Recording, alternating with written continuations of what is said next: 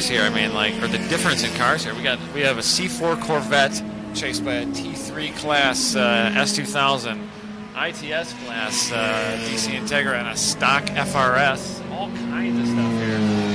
We're seeing cars from different sanctioning bodies. We're seeing cars built just for this event, or just for this new class, such as the one coming into view here, the first-gen CRX, driven by Scott Giles currently. And another car that's built just for this class, the RSX, driven by Will Aw Young. Literally pulled out of kind of the boneyard behind his shop a few months ago. Built for this class, the King Bearings, I believe, RSX. And there it is, going in front of us now. So start finish here. Beautiful looking car, gorgeous wrap on the car. Yep. As always with Will, right? Oh, yeah, Will look good and go fast. Will likes to put his best foot forward in appearance. The cars are very tidy, well built. Same suspension packages he runs on his Time Attack RSX. I believe it's a Fortune Auto setup, and he had issues in practice. The car was running drastically lean, he said, 18-to-1 air-fuel ratios. And anybody who knows air-fuel ratios knows that's how you blow up a motor. But Will spotted it, and he took apart the fuel pump, found a lot of green corrosion on the fittings, or on the wiring, which is not ideal. So. All right, we're going to get times coming through here in just a minute for the first lap flyers, but we can go through some practice results.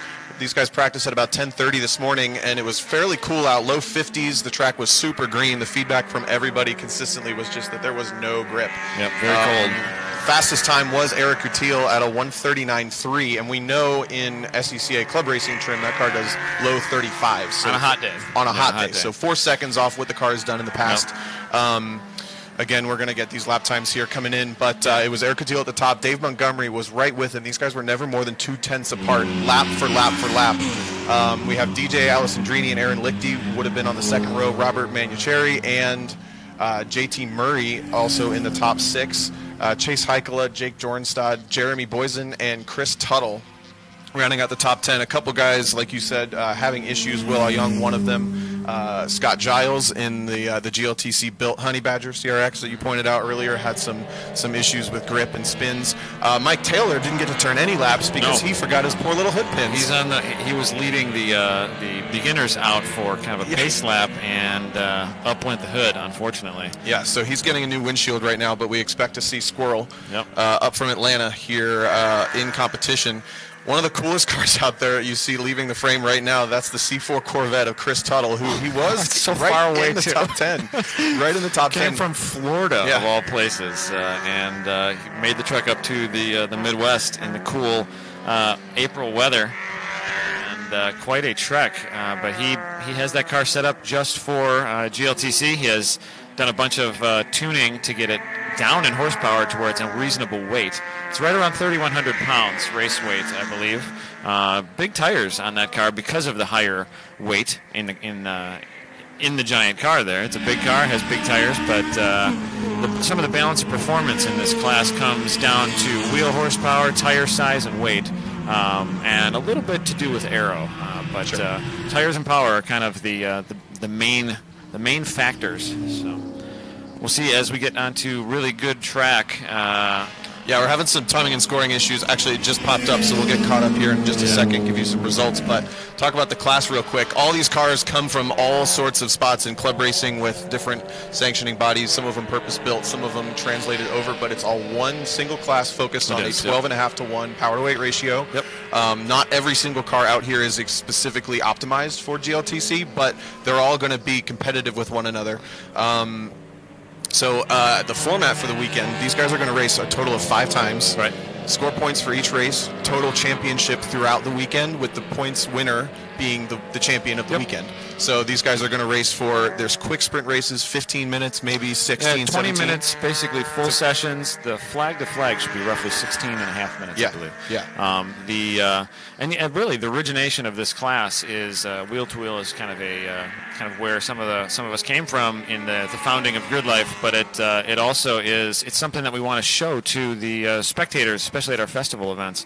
and kind of put wheel to wheel in attainable cars in front of some of these younger spectators that have never seen it. It's not really something that's spectator driven anymore. You know, you'd see NASCAR and IndyCar and F1, but you don't see a lot of broadcast and spectator-driven events featuring club race wheel-to-wheel. Sure, and it's twofold because all these drivers love the start and the finish of a race quicker, or the most. So if you get from the start to the finish quicker, the action doesn't spread out. The first few laps and the last few laps are where all the excitement is. Sometimes you're just driving around by yourself in the middle of the field otherwise. All right, we have lap times finally pulled up on live timing, and it is the number 190 winning Formula Miata of Aaron Lichty at the front. With a 137.7, drastic Eric Coutil in the E.G. Hatch Civic at a 138.5. There it is. And third place right now, Dave Montgomery, who is in your frame right now coming up under the Honda bridge. He is third at a 138.5 as well. So Eric Coutil, Dave Montgomery will not be able to get away from each other in this race. No, but Aaron Lichty pulling a flyer out. 7/10 clear of the field right now. Top 5 will be rounded out currently by Robert Manucheri in the E36 M3. And finally, the 8th Gen Civic Si of DJ Alessandrini. All those drivers under 1 minute 40 lap time. So only 1.7 seconds spread across the top 5. Super tight stuff right there. We see our leader coming up on the blue ITA Civic 4-door driven by Blake Meredith. I am one of the buddies who brought that car here, sort of. There's 5 of us that kind of share that car, and very underpowered, but still a really fun car. Really pretty build, also. Very gorgeous car. But not going to have a lot for the leader, or one of the leaders there with Dave Montgomery chasing him. Yeah, improvements for a couple drivers that time through. Aaron Lichty goes faster. He's still on pole provisionally right now, a 137 flat. Eric Coutil, though, picks up a bunch of time to go within a half second of that at a 137.6. So really close still at the top. We're still following Dave Montgomery, who's holding third down in that gray Miata, working his way down the back straight and into the S's. This is going to be one of those hot spots for racing later. And again, this is different than Time Attack. If you guys are used to tuning in for Grid Life here for Time Attack action, these guys are racing wheel to wheel from the drop of a green flag. First one back across the line 15, 16-ish minutes later will be the winner. So again, 5 races over the weekend, and whoever scores the most points across all 5 races wins. It's going to be super, super tight action, especially looking at these qualifying times. A couple of the guys doing a good job. We shout out to look down in 9th. Will Young has found plenty more time now that he's got that car running better. He's sitting 9th again in that Acura RSX. Emil Tab has found a bunch of time. He's one of those winning Formula Louisville Miatas. Another brand new build, by the way. Another brand new build. First time that car's ever been on track. And it looks good. That's a 142.6 for Emil in 8th. But at the front, it's still Aaron Lichty leading the way. I believe Aaron Lichty's car hasn't been on track in nearly a decade. It's a pretty basic build. Aaron? Yes, I think that particular shell hasn't been on track in a long time. My understanding is that car was built closer to 20 years ago as a spec Miata and has still never had body contact, has never had a panel replaced, and never been repainted until now with his fancy new livery as he pulls in front of us. So we've got cars coming off the course right now that these guys know. They're experienced racers, and wherever they come from, they know that the tires get hot to a point that it's no longer worth driving around and trying to qualify. So we have provisional pole sitter Aaron Lichty, Eric Coutil. The front row is both in the pit lane. We don't expect to see them back out. Rob Manucheri is also in the pit lane, sitting 4th. Last car in the pit lane is Will Young, but he is actually taking some tire pressures. We may see him go back out. Corvette coming into vision and then out of vision here, chased by Jake Jornstad in that beautiful newer Civic. That is a build that was modified just for this event. Also, he came all the way from North Dakota. Jake did. It's like a 20-hour drive just to run this event. So you said some of the modifiers are aerodynamics, tire choice. Yep. You can change your power to weight. Tweak it a little bit based on what kind of tire you're running, or actually you can choose what tire you want based on your power to weight. Jake Jornstad's car that just left your frame there is a great example, and another one's this Corvette. The heavier your car is, the bigger tire you can run. So Jake's car is just over the 27.5 100-pound range. he can run a 245 tire instead of a 225 tire like he normally would. So those are the types of tweaks that we see these club racing cars making for GLTC. Some of these choices are probably based on reliability or longevity of the components also. When you put more tire under a heavier car like that, it's probably going to be a little more drivable, easier to drive, even though he is diving down, chasing Eric Till. Eric Till back out there. Some of the longevity of the tires, and even, I mean, there are some racers detuning engines, which will bring some long-term longevity to some of these builds, lowering RPMs or putting restrictors in order to not have to change a full build, dropping the power a little bit, lightening the cars up. But the freedom to change things in your car a little bit more towards the time attack mindset was a big component in our creation of this. So we have 4 of these events officially happening. It sounds like potentially 5 or 6 now on the schedule. It looks what like will be really cool is the Colorado event's going to be a 5th one. The 5th, okay. Yeah. That might be kind of sort of official. Because Adam Jabeja said it on the internet. It's going to be a Colorado we're here. Feature at the Alpine Horizon Festival. Welcome to the timing tower here at Mid-Ohio Sports Car Course. The gorgeous timing tower. Yeah. Comfortable chairs, better than standing around in the garages, as I've been doing all day. This is the most driving I've done today.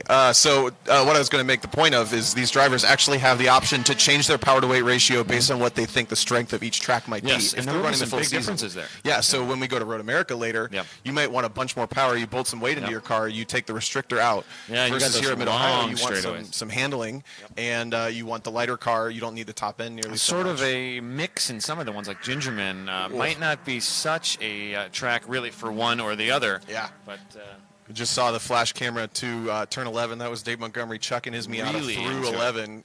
A little bit of opposite lock, and then in the frame there is DJ Alessandrini, iRacer turned real racer, thanks to a donated free race car from a very generous Peter Lear. Actually a really well-prepped build, too. And it's fast. He's got it right onto the power to weight.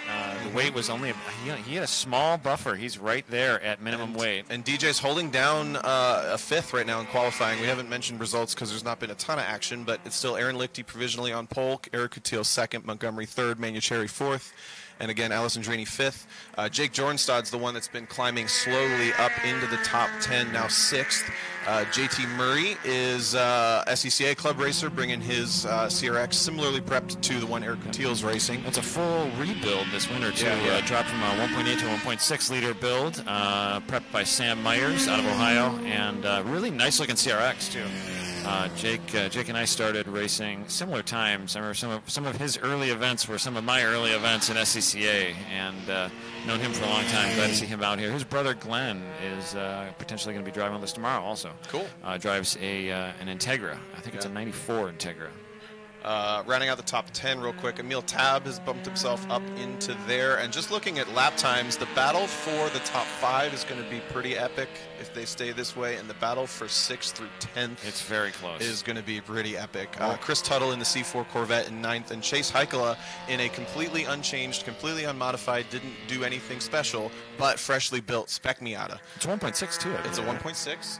Yep. There in your camera shot is Eric Coutil. He's still hustling. He was only a 10th off of his 2nd place lap time right now, really leaning into the madness corner there. He's going to pop into your frame down the hill into turn 6, up under the Honda bridge. You can chuck that car through there, use all the track on, track out if you want.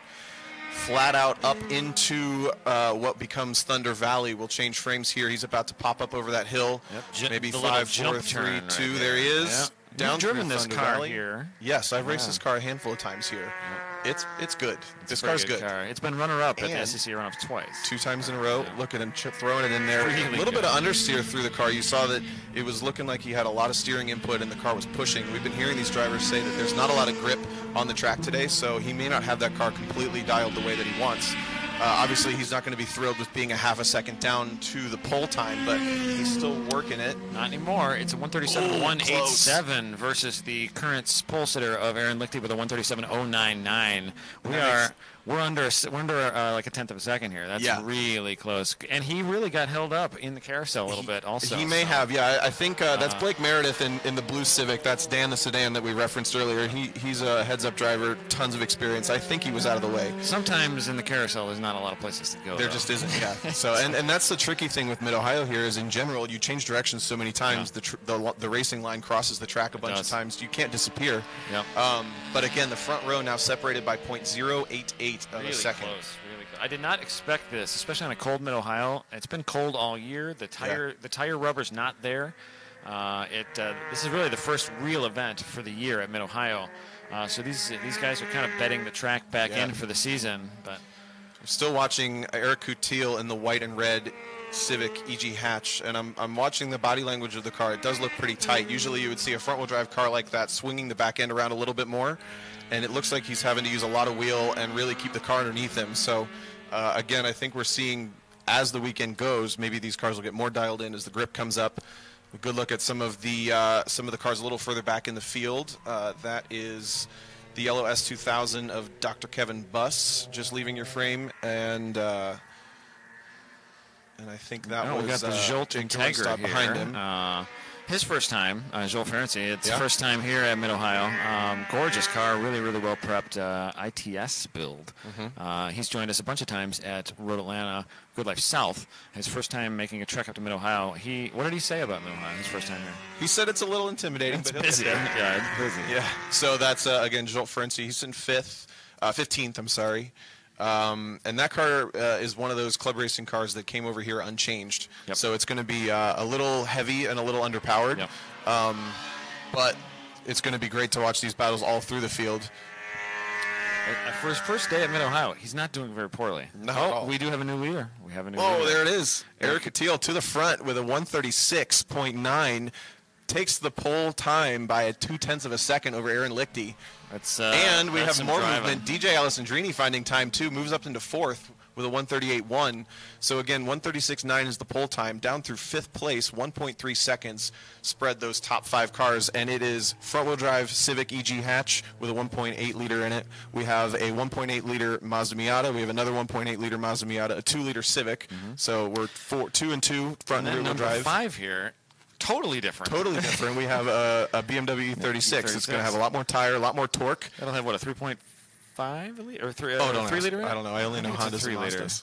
That would be probably an S. Yeah. I don't know. Whatever the basic I believe we saw the checkered flag while we were distracted. Should have, yeah. We are right about time for that. Maybe not, actually. We started... Yep, we're right at time for that. Yeah. We do have a quick break in competition here with the advanced class, separating competition for Time Attack and GLTC. And then the rest of the day is all competition. We're putting timing and scoring through a workout. It will be busy. So I am getting word from Brad Adams that Aaron did race that car last year. I thought that was one that had been hibernated, but I might be confusing it with the build of Emil Tabs. I know that shell's been around a long time, but hasn't raced in a long time. Emil's car is brand new. Yeah, Emil's car, he bought a powertrain from somebody else that was fully tuned and everything. He put it down into this shell that had been laying around a while. And a couple of very pretty Miatas came out of that shop there down in Kentucky. They seem to have a thing for those Miatas. Well, I think the reference of winning formula might just be to the... you stick with what works. You stick with what works. Usually Miatas work pretty well. Yep. What is your Miata experience? You've raced a few of them here, haven't you? Yeah, I raced Spec Miata here. Actually, my first autocross car was a Miata. Yep. My first autocrossing experience was Miata. I've got a good amount of that. But what's so cool to me is we have this balance of heavy and light front and rear wheel drive cars. Yeah, we have all of those combinations in the top 5, and covered by less than a second and a half. I mean, it's this is a pretty deep talent pool, especially in the top 10 here. And these are all drivers that I've known for a long time, and very different cars with only a few seconds on a cold Mid-Ohio. That's a pretty. I'm pretty happy with the balance. And so they just drove very cleanly. I'm very pleased with that also. It's been a smooth day in general. Yeah, so far. Don't jinx it. Don't jinx it. Looking at YouTube comments real quick, first off, I see someone said RIP ears. I think maybe we can take our mics away from our mouths a little bit. But it looks like we got a bunch of people watching around. I was just going to run down the accolades of our top 5 real quick. So Eric Catil provisionally on pole now that the session is over. Obviously, these guys are going to go through some scrutineering in tech, but Catil is runner-up twice at the SECA National Runoffs. Multi-time majors winner. Multi-time major winner. That's one of the cars to beat in the classic races. In Aaron Lichty in the Miata, multi-time, I believe, time trial champion in NASA. I don't know if he's ever won any championships in wheel-to-wheel. A lot of wheel-to-wheel. Yeah, mostly time trial. Also runs the shop-winning formula that builds these cars. Dave Montgomery, a 5-time in a row SCCA Autocross National champion. Yeah, that's a lot of times. In a beautiful Porsche 914. That is such a gorgeous car. Still my favorite car. And you have won a national championship car also. 3. That car's won, I think, 7 or 8 in a row. That's a lot. DJ Alessandrini, he's everyone's target in iRacing. Yes. First and foremost. One of the better iRacers that anyone knows. Exactly. Like anywhere on iRacing. And again, got this car donated for free, came out to do wheel-to-wheel, actually had a ton of success in autocross simultaneously, though. Won a bunch of national events, didn't win nationals itself, but lots of success in digital and real life. And then Rob Manucheri runs right with Dave and Aaron all the time, every time he's around. He also, I believe, works at winning formula. So these guys, they all know each other, obviously, but also huge amount of experience and success across the top 5. Yeah. That's a field to beat in pretty much. If you put one of those guys in the top 5, and you are near them, you have to feel good about how you did that day. Sure. So. Just to round out some GLTC talk here, rounding out the top 10, Jake Jorenstad in that 9th Gen Civic, Emil Tab in another one of those winning Formula Miatas. Just a few tenths off of each other there, a 40.1 and a 40.3. Nothing to sneeze at there. That's well driven on both of their behalves. Yep. JT Murray, Chris Tuttle, Chase Heikela rounding out the top 10.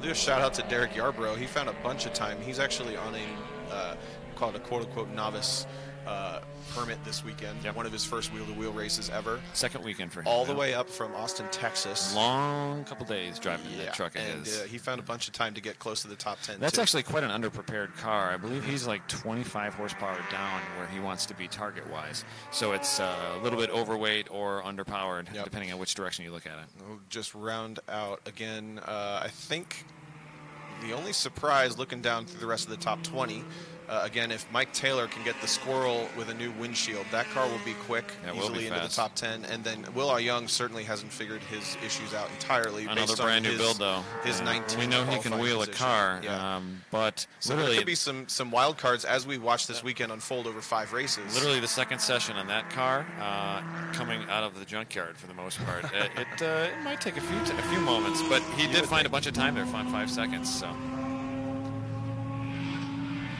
we're seeing the beautiful sights and sounds of the advanced group on track. Again, there's 3 different, call it levels or styles, whatever you want to call it, of event going on here at GRIDLIFE Round 1. This is HPDE. These guys are experienced drivers. You come bring your street car, your track car, whatever. My personal race car is about to come into frame. That's the Turkey. They are still driving it, huh? It's still driving. There it goes. It's very loud. It's real loud. It is very loud. Race cars are supposed to be loud, man. They are. If they're quiet, they're not as exciting. So we've talked GLTC, we've talked HPDE, and next up will be GRIDLIFE TrackBattle. Kind of the core of these events for the last couple of years. Yes. And this morning was really interesting. We talked about grip from GLTC, but the Time Attack guys went out before that. Yeah. They were among the first cars on track, and they had to deal with some super slick, and on top of that, totally mixed up combined sessions without qualifying so far. So there's a ton of traffic. Yeah, that first Time Attack session's tough. Tons of accordioning and no grip. A lot of these drivers have driven with us in years past here. We've been here for a few years now, and most of the Time Attack field is a name that has. I recognize most of those names that have driven with us. But Tony Calabrese, Pure Tuning in that Subaru with a 129.7, and James Houghton with a 130.7. James in basically a brand new build here also. On a cold track, that's still pretty fast. Both moving, So STI and Integra, both in the Unlimited class. Track record in Unlimited is in the 24s, and again, these guys are right at 29. I believe James holds that record. That's actually Brian Fessler.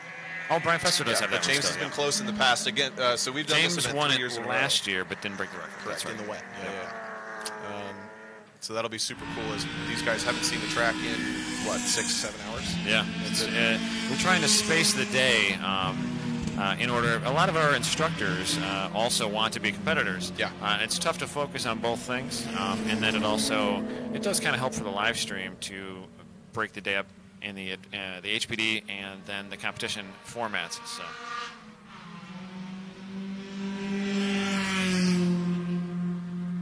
We actually have a national champion out there in advanced too. We've got Rob, I believe it's Paskowitz. I've never known exactly how to say his name, but he is out there in the white Tegra. Just won the Honda Challenge National Championship at COTA last year. I didn't know that. Yeah, Rob is out there. He's just basically up here instructing and shaking the car down. So made the trek up here from, I believe, North Carolina. It's a right-hand drive Integra also. Rob has kind of a business importing cars. That's what he does. So right-hand drive Integra, he's been racing that for quite a while. Good-looking car. Big disparity in advanced here, too. We've got twin-turbo Vet passing us right now on front straight, driven by... Got it going like a turbo Vet. It's a twin-turbo Vet, too. Twin-turbo Vet, sorry. Being chased by a stock FRS. So it's pretty wild. So we talked unlimited. We'll go down through a couple of the other classes here as we wait for the advanced guys to finish their fun, and then we'll see these track battle competitors come out onto Mid-Ohio. Again, this morning they were out there in the high 40s, low 50s degrees. Now it's settled into kind of a perfect 65.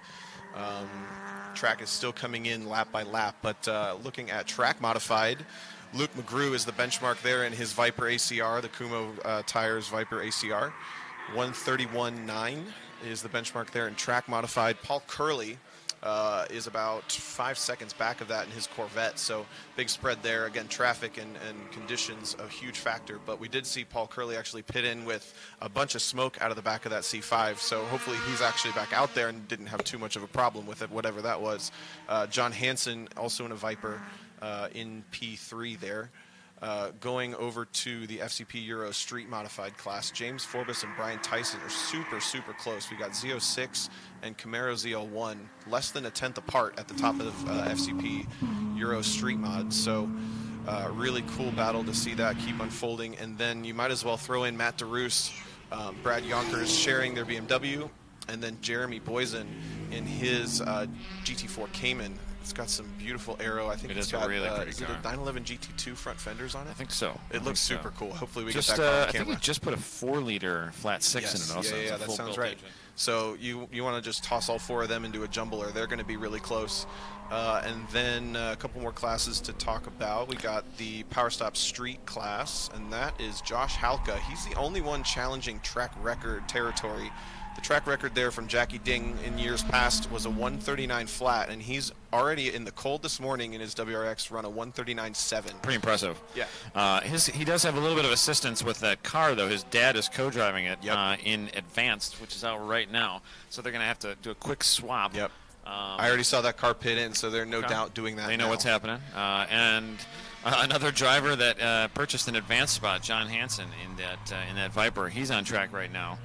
He also bought an advanced spot, so going to have a little bit of advantage on warm tires coming off track here. Certainly. Or cooked tires, depending on how you drive. Yeah, it's, I think he's on 100 treadwears, Nittos. But, and then just rounding out the podium in Power Stop Street, we got Austin Hurdle and Chris Newman in a 370Z and an M3, respectively, less than a tenth apart. So Josh is not more than a second clear of those guys either, which anything can change at this point. Actually worked with Josh last year at Road Atlanta for GridLife South. Kind of did a little bit of driver coaching with him. Very talented driver and pretty cool car. I worked with actually all 3 of these guys last year at Road Atlanta. All 3 cars, tons of fun. Very different cars though, with the WRX, the 370Z, and the M3 E46 variant. Final 2 classes, Street GT, new for this year. What's Street GT? Street GT is naturally aspirated stock engine rear-wheel drive V8s or turbo 6-cylinders, turbo supercharged 6-cylinders with 20% over factory boost or less. There you go. And bolt-on mods allowed in both classes, and I believe you can run whatever tires came factory or up to 315. So I'd have to double check. But it's very similar to our street class. But realistically, our street class, when the basis for that rule set came out, like the track-capable V8 stuff, like the Corvette Z51, etc., was not really a car that anybody saw in Time Attack. And it kind of broke the street class. But there's also a lot of cars that don't have a home, like the turbo 6-cylinder, the GTR, etc. And so we're trying to build a home for a lot of cars that don't have a home. And we really think that it's going to be a pretty competitive class long-term. So. Yeah, last year's the first year we really saw some of those really high-performance cars that you just go buy from the showroom and bring to a track, and they're faster than most of what people bring to a track modified. That's the first year we really saw these cars coming out and doing well and being campaigned. So when they drop in value, to have that. Just a little bit, they start dropping in value and they start coming out there. We've got a couple of them really close. We've got Brian Lazenby with 41.9. He's chasing Chris Bickford with a 41.3.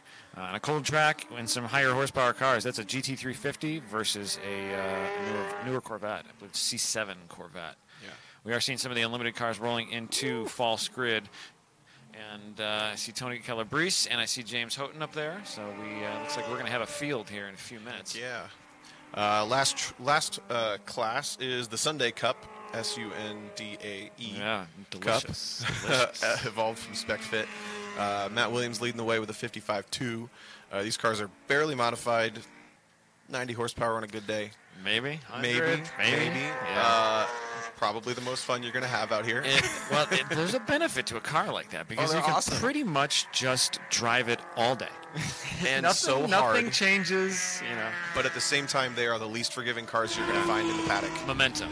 Exactly. Momentum is the thing there. I got my start racing in B-Spec and ITC, which that means nothing to anybody, but it's a fit really just like this, 90 horsepower, and a Civic that's way older with 85 horsepower. And if you can master momentum, you can master any car. Matt's got a little bit of an advantage on the Spec Fit because he's been driving it for a few years. The car is so dialed. He's really maximizing the rule set, which is a basic rule set: single adjustable shocks, 200 tread-wear tires. They're very streetable cars. He takes his kids to school in that car. It is his street car, but he's looking to campaign a turbo rotary. Second-gen RX-7 later this year. It's like the same. Oh, yeah, pretty much. All the parts didn't come in, so he brought the old street car back out. He ran. He's our season champion in Sunday Cup last year, and now he's back out here, and he just reset the record held by another Spec Fit earlier today. So he beat the Ramblers, called the quote-unquote cheater Spec Fit, owned by Asher and Adil. And I believe by just a few tenths, but a nice session there for Matt Williams. How do you say that? Mark Butchite, I believe. Okay. So Mark, I was going to let you butcher it. Normally he drives an R32 GTR. Also the same. Yeah, very much the same as his Spec Fit. Again, a daily driver. That's so awesome. But he's just a few seconds behind Matt Williams there. I believe that one is drastically under-prepped, similar to the GRIDLIFE Spec Fit that Sally McNulty is getting some seat time in. Drastically under-prepped versus Matt Williams, but we can't take it away from Matt Williams. That dude he's conserving the momentum for sure. He knows how to chuck that car around. Very well set up. I drove that car one time at Midwest Festival last year, and it was completely smile-inducing. It's a very good car. They're so much fun. So we did a little track blast shout out to the Time Attack and GLTC drivers to send us some notes, tell us your story so that we can make you sound rad. And one of those guys was Brian Smith, who is sitting 52nd overall in Time Attack right now, but he said he drove all the way here from Syracuse, New York with no sleep since Thursday. So he's going to be in the C group in a GTI. Yep. That's a FCP Euro street modified car. Glad he made it out here. Yeah. I know how that is. You drive as long as you need to. Yeah. No matter what, you get to the track. You referenced the previous national champion. There he is on your screen. Yep. Rob Paskowitz in that right-hand drive Integra, taking a nice line down the hill from Madness into the S's under the Honda Bridge. And car looks a little loose. He's got that thing set up pretty well. I believe that's on Toyo RRs. That is the spec tire for that class. being chased by a couple of Miatas.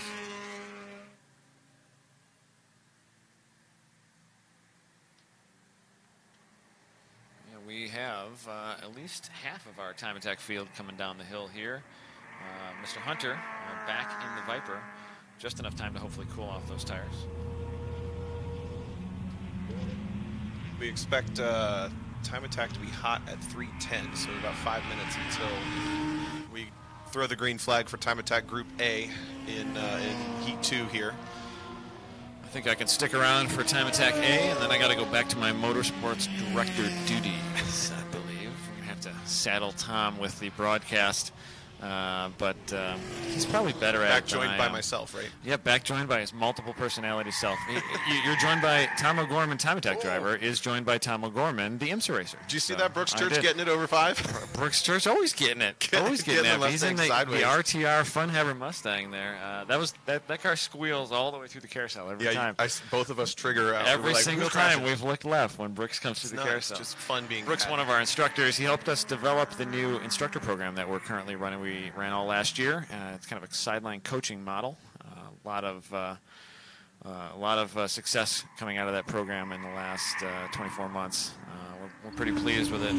We can't thank Brooks enough for his help with that, and all the rest of our instructors also. But man, that blue Mustang, it's always out here, always having a good time. I think my favorite part about kicking it sideways there. Checker flag. Brooks taking checker here for us. My favorite part about this spectator model for instructing, especially in the beginner group, is the bond is completely different from when you're right seating with a new guy. Right. Because it's very much teacher-student when you're riding with your student, and you're basically coaching your guy through a lap and telling him what to do, and it's reactionary for the driver. I'm your teacher, and here's your student. Versus the spectator model, where the guys are going out with their cars around the track, watching what you're doing, and then just coming back after and having a conversation about it.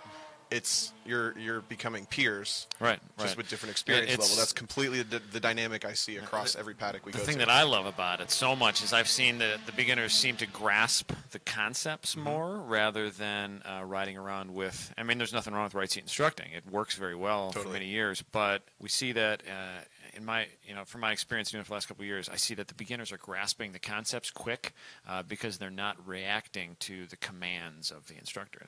Brake, turn, that point, out. It's really more of a classroom focus. They do a little bit of lead follow and a lot of observation. All the instructors are around the track on radios, taking notes, communicating with each other, talking to beginners around the track. So if you're watching your beginner from one corner, you should also know what's happening in the other corners. So that gives you a good idea of how to coach that student up.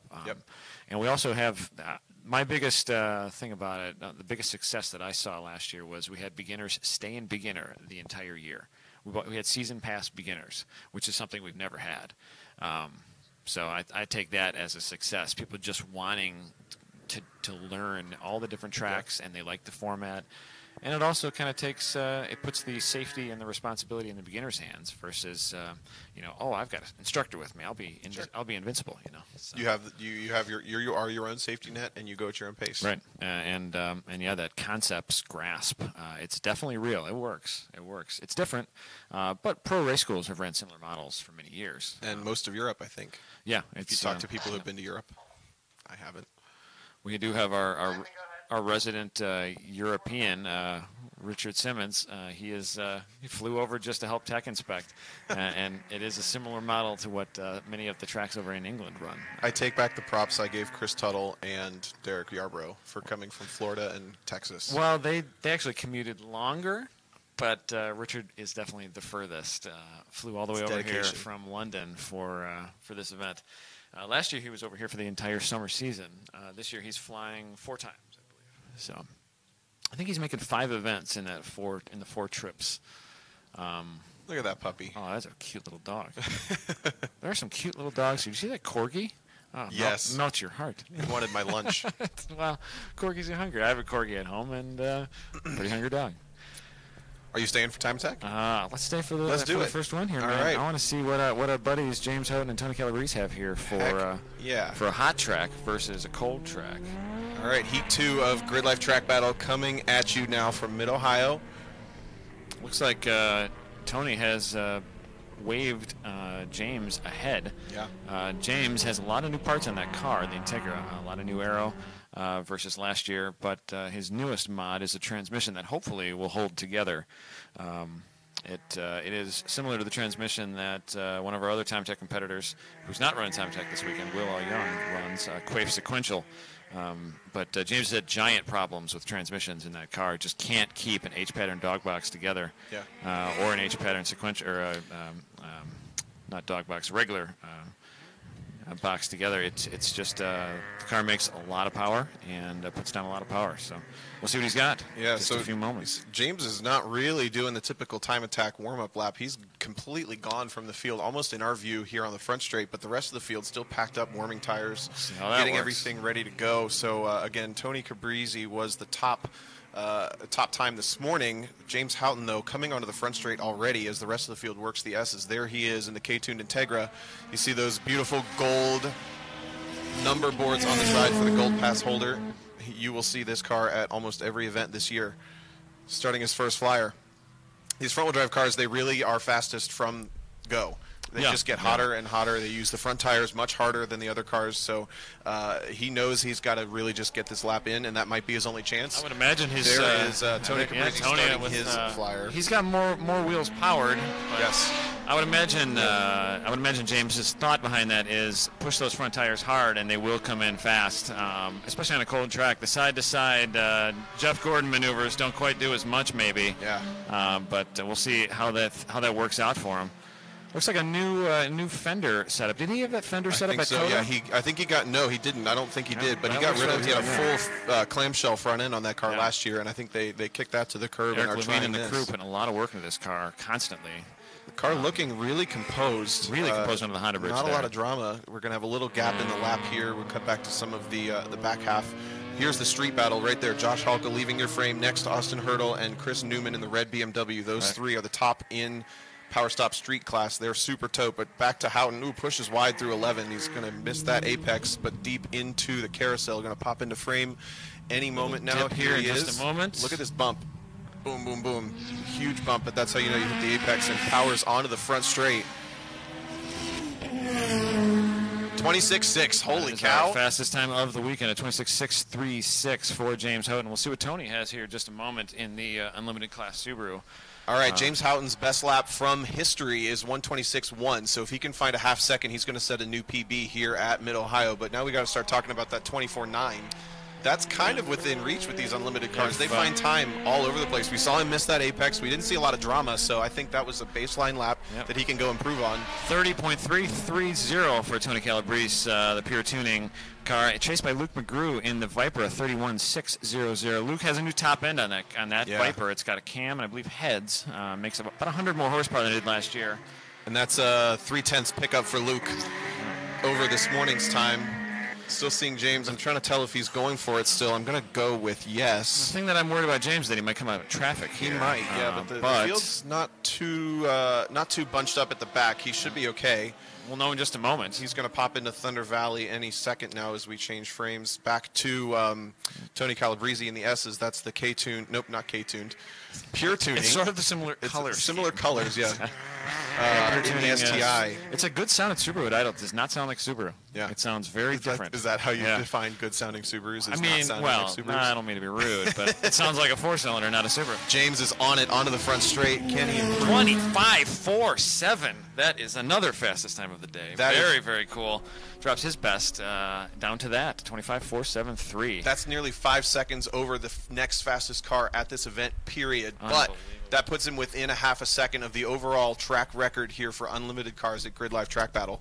I think the biggest win we're seeing out of this is that he did 2 flying laps. He did. For a car that battled heat issues as badly as he did for the last few years. 28.821 for Tony Calabrese also, though. That is a solid lap.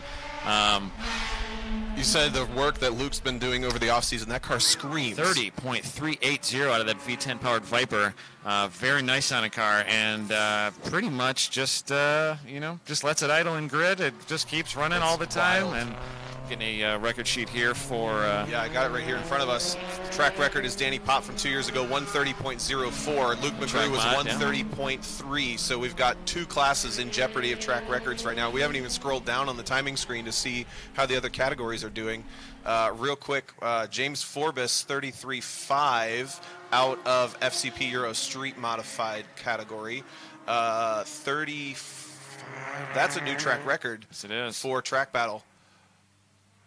Beats Matt DeRousse's of a 35.464, I believe. And that's going to be the black Corvette C6 that's a couple cars back. That's Luke McGrew in your frame now coming towards us at the Honda Bridge. And there's your new track record holder. James Forbes. James Forbes in that C6 Z06. A car that didn't get out much last year. He's ran with us a few times, but good to see him out here and really hustling that car. We'll give a shout out to P2 right now in Street Mod as well. That's Brian Tyson in a big old Camaro ZL1 1LE. I drove that car at Super Lap Battle down in Coda. Yeah. Freaking great car. But Brian Tyson also very close to the former track record.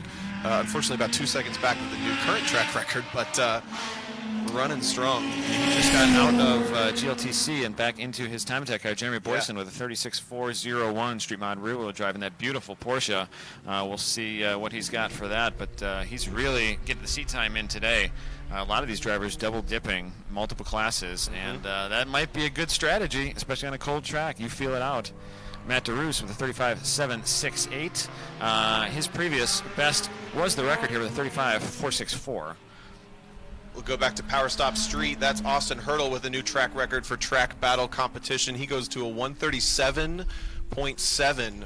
Impressive Tips time. Jackie Ding's 39 flat from 2 years ago, and largely takes the track stock record. car too, just a little bit of aero and a tune. Yeah, and that's going to be the 370Z closing through turn 1 right now. If we catch that car in frame. That car was on the podium last year in street class, and now he's made some modifications. And here we are seeing what it can do.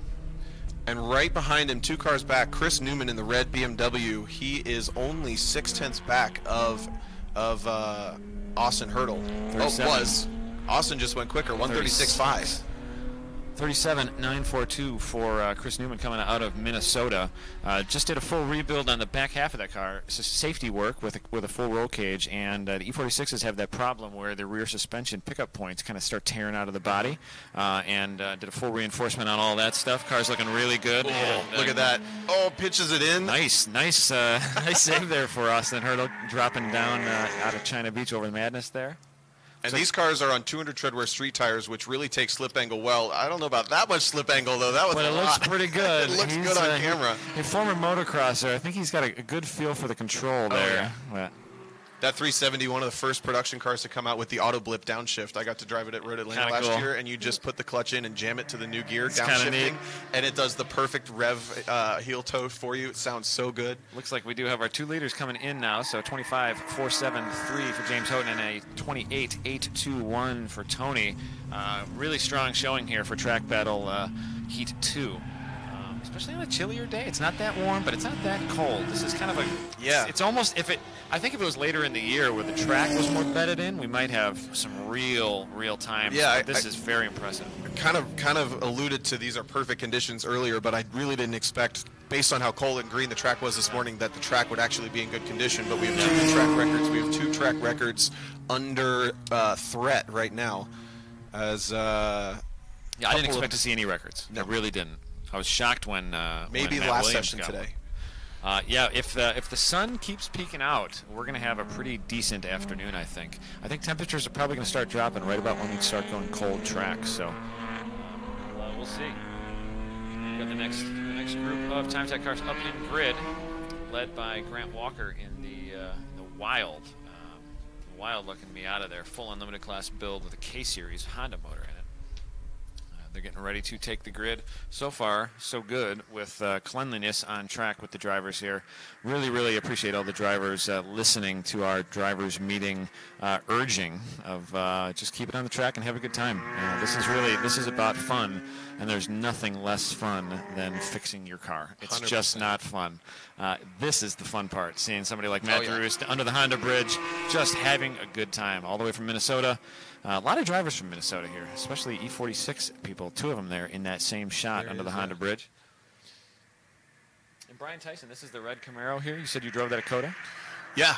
That's a new car to him, I believe. He had an incident at Road Atlanta last year and picked this car up. Pretty dialed car, though. Running pretty well. Yeah, so actually, interestingly, those cars come on tires that are too big for street mod. Oh, so that car is actually downsized to 285s in the rear, which makes it a little free, but it's still good. It doesn't put power down as well as the car was designed to because of that. This is fun, but obviously he's competitive. He's still chasing down. Obviously, I guess James Forbes must have done something similar with his C6. He's Brian's top 5 here right now with a 34.543 as his best lap. He jumped about 4 spots here. Right behind James Forbes. James Forbes with a 33.311. And then our top 3, Houghton with 25.4, Calabrese 28.8, and Luke McGrew with a 30.0. Very tight field there. Hang on a second. Danny Pop, 130.04. Luke McGrew has been quietly going around, well, not so quietly, the car's super loud, but 130.07. So close. 0.03. Yeah. 3. Danny Pop, widely known as quite a shoe, and he's a dude that just works on Corvettes, and he makes them fast, and he drives them fast. Coming on the front straight, he's still out there. Yeah, and sounding good too. Sounding good. Let's see what he's got for us. 30.07 is still his best. That was a cool down lap with a 2 minute and 3 seconds. Maybe he's got another flyer left in that car. I saw him go wide. Here he is coming at us out of turn 1 in that menacing black Viper. Still Kumo a green tires. Track. There's still a green flag out. So dives the nose down in, turns in early. You can really square off the keyhole here. You run it wide through the middle and then down to the apex. Really late, you can just keep it pinned in one of these Vipers. They have 355s on the rear.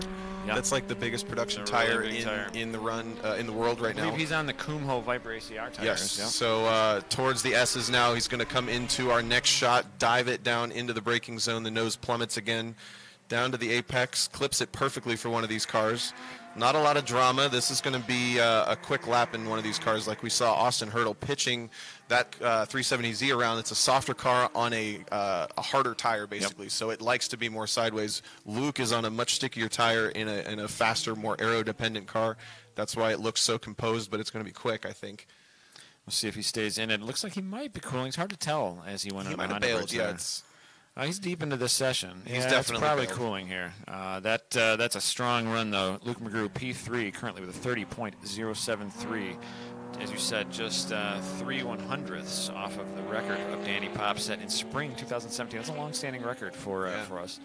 Although last year we had sort of a rain out, but we did get a bunch of records in that first session last year. We actually did have a Track Mod Viper exhibition run in the 29s. So the track mod cars can do 129s. But again, those are conditions. Those are different days, different years. There's a lot going on there. Jeremy Boyson just resetting his fast lap. We just went by us on start finish with a 35.643. Keeps jumping up the ladder. Currently P8, right behind Matt DeRusse with a 35.274. There he is in the in that white Cayman. We said this is the one that's gorgeous with a little bit of aero on the back. He's got the 911 GT2 fenders on the front with those big vents. You see the diffuser on the back. It is a Cayman GT4 though, so he's done all this work on it for himself. Another one of the Gold Pass drivers with that gold number board. So, he actually almost got bounced out of tech last night because the diffuser went 4 inches too far forward under the rear axle. So he said, "I don't care. I'll just take it off." So I think it's only got the back half of the diffuser to be legal for the class. Sure. Street mod, rear wheel drive. He set the car up tire wise and everything for that, which it's a really close battle between he and Matt DeRusse, a 35.2 and a 35.6. James Forbes, though, leading that with a 33.311. So fast run there for Forbes, currently P4. Give you an idea of the conditions. Jeremy Boyson in that Cayman ran a 38.8 earlier this morning. He's now at a 35.6. So 3 seconds pickup with about 20 degrees and 6 hours of running on the track. And he's got a couple of other sessions in the stock FRS, but not a lot of seat time in this new build for the Porsche. Great sounding car, though. I mean, it just sounds awesome. When it starts up in tech, it kind of makes your soul stir a little bit. You know, your soul. It's quite cool. So. All right, so these guys, winding down, and Group B cars are headed to pit lane. Yeah, wide variety of cars here. I mean, anything and everything. We're seeing V8 240 SXs, wild Evos. I'm seeing an SCCA STU class, the national champion Kevin Bohm in the Acuity Instruments Type R powered 8th gen or 9th gen Civic. He is about P10 right now. Yeah, so he had that car cool again. It's you said a SCCA Club Race car, so it's a Civic body in white, a Civic Si body in white coupe. With a Civic Type R engine swapped into it, one of the crate motors that HPDE sells. I think it was the first Type R engine swap from the new Type R, the K20, K20Z? I think that's that C3. engine. K20C. It's look at me doing engine codes. That's what I'm a Honda guy, but I'm not all that good at them anymore. There's too many Honda engine codes. It used to be easy when it was just D and B series, and nobody cared about anything else. But yeah, I believe that was the first new Type R engine swap in anything. It was. We actually first saw it at SEMA last year, no, 2 years ago, when it was all green. But the new livery looking pretty good. The Acuity Instruments livery as it sits in grid. Happy to have Acuity Instruments on as a partner this year, and good to see this car out here in Time Attack. So he'll still be club racing that car, but in track battle trim, he's taken the restrictor out, taken all the weight out. Put worse tires on it, actually. Yeah. Weirdly, you get to run a slower car with better tires in club racing. You put worse tires on it for this, and take all the power up and the weight down, and he's there. But he had a ton of traffic in. I expect we'll see a big jump in time. Group, Kevin's a very experienced driver, multi-time SCCA national champion, and he's a development driver as a full-time job. So this guy drives for a living. Developed the NSX. Yeah, one of the development drivers behind that. So a lot of seat time at Mid Ohio. Also, there's a place where the NSX was developed, the new NSX. So, yeah, big field here. About 22 cars, I believe, in this run group. Looks like all of them are out there as we see Group 3 piling up there in false grid. Really want to say thanks to all of our workers and staff. Have nothing but love going out to them. We really appreciate all the volunteers and friends running grid, instructing, and there's nothing more fun than seeing a little dude like this roll down the hill. All right, in Mid-Ohio. I got a quick story because this kid's awesome. I used to come to the races. I started coming about 3 here. Yeah. I would come to with my dad. We had the same pole every time in the S's. We sat right by that with the same blanket every time. And when I got bored of the racing, because there wasn't crashing happening because I was 4, I would put the blanket on my head and I would spin around the hill. And to this day on YouTube, there's videos of a blanket spinning with a kid as they pan past at the runoffs broadcasts. And now here I am commentating an event at Mid-Ohio, and that kid is going to be doing that also. We got to get him a blanket, years. Man. We got to get him a blanket right now. That's so cool. The spectators here, I'm surprised to see so many spectators. It's there's a lot of people all around the track. It's for an early year club race event here. This is it's pretty cool. Just remembered we've got our comments live on YouTube here. Hope we're not being too loud. Yeah, that's why I just ignored it, because we were told to quiet down. Some compliments on the stream. Michael Gardner asked if he missed the GLTC race. They have not raced yet. Two they more practice races. and qualify. They actually race 5 times more this weekend. First one is at 4:10 this afternoon. Yep. 5:30 to end the day also. Yeah. So 2 races to go. Again, we're staying live this whole time. We've got Time Attack through 4:10, GLTC at 4:10. You see the schedule there in the comment, so time cards are there. What else do we have here? When is GRIDLIFE Nürburgring? I don't know. That's a long way away. Although Richard does it. Wouldn't have to travel so far. Yeah, he would probably enjoy that commute. That's nothing compared to what he does. Jeremy Lucas, live timing and scoring feed is Race Monitor. That's what we're looking at now. That's what you can look at. You can see the same stuff we're seeing. Yep. RaceHero.io might be used tomorrow also, but we had an update that needs to be done on the timing and scoring app, and it was recommended that we do not do that during hot track. Yeah. We don't want to have an issue with limited time to fix. Good to see a lot of buddies and friends in the chat here. All right, so if you look to your screen here, we have records up. Unlimited at the top, 124.9. James Houghton just ran a 125.4, so a half second to the unlimited track record. There. That may fall today or tomorrow. Track modified, 130.04. That's Danny Pop 2 years ago. Luke McGrew went 130.073. Yep. that one is definitely under threat. Street modified, FCP Euro Street modified is fallen. That 135-1 we just saw go to, that's James Forbes. And the Power Stop Street category 139.0, the former record from Jackie Ding, now 137.7 from, we lost our screen, so I'm trying to remember, Austin Hurdle in the 370Z. I am going to quick step away. I got to sort out who gets what as far as grid sheets for GLTC. And then I'll leave Tom here. He can commentate with himself again. You're going where again? I'll go next door with timing and scoring and make sure everybody's doing the right things. When you get back, you can answer this question about a rundown of how the Pikes Peak event came to be and what it's going to be about. It's going to be a great event, I think. There's a lot of different things going to be happening in that event. A lot of off-road components. The track approached us and said, hey, we have this cool place. Do you want to do cool things? Yeah. It's going to be a very different event, but I think it's going to be a really fun event and better scenery. Those mountains are not ugly.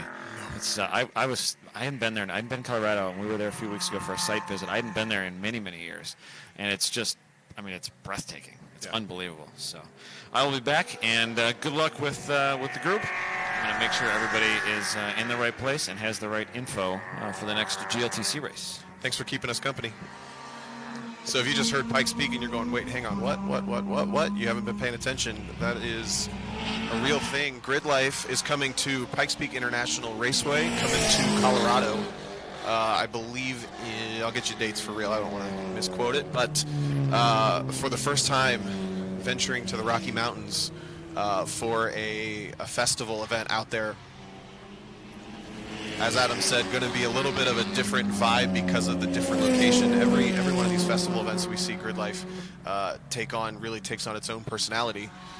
And I personally can't wait to head out there. I've never been to PPIR myself, but definitely a lot of adventuring to do out there.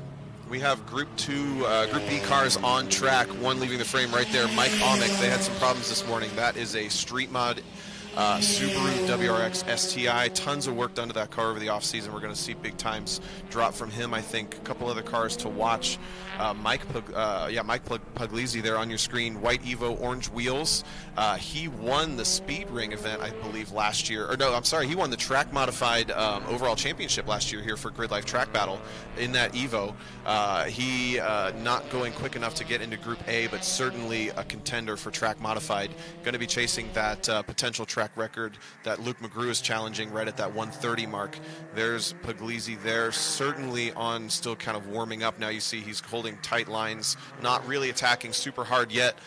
First couple cars are going to get times through now, crossing in front of me, but a couple more cars to talk about. We already mentioned Kevin Boehm. Again, lots of traffic. Wasn't really happy with how his session went this morning in that teal, light blue, and purple Acuity Honda Civic. Again, that's a Type R engine in a Civic Si body. The first one swapped. A couple more cars through. There's Fiona Liu in the Pikachu S2000. That one's supercharged. We also have, I think, Jackie Ding's on track too in his freshly supercharged S2000.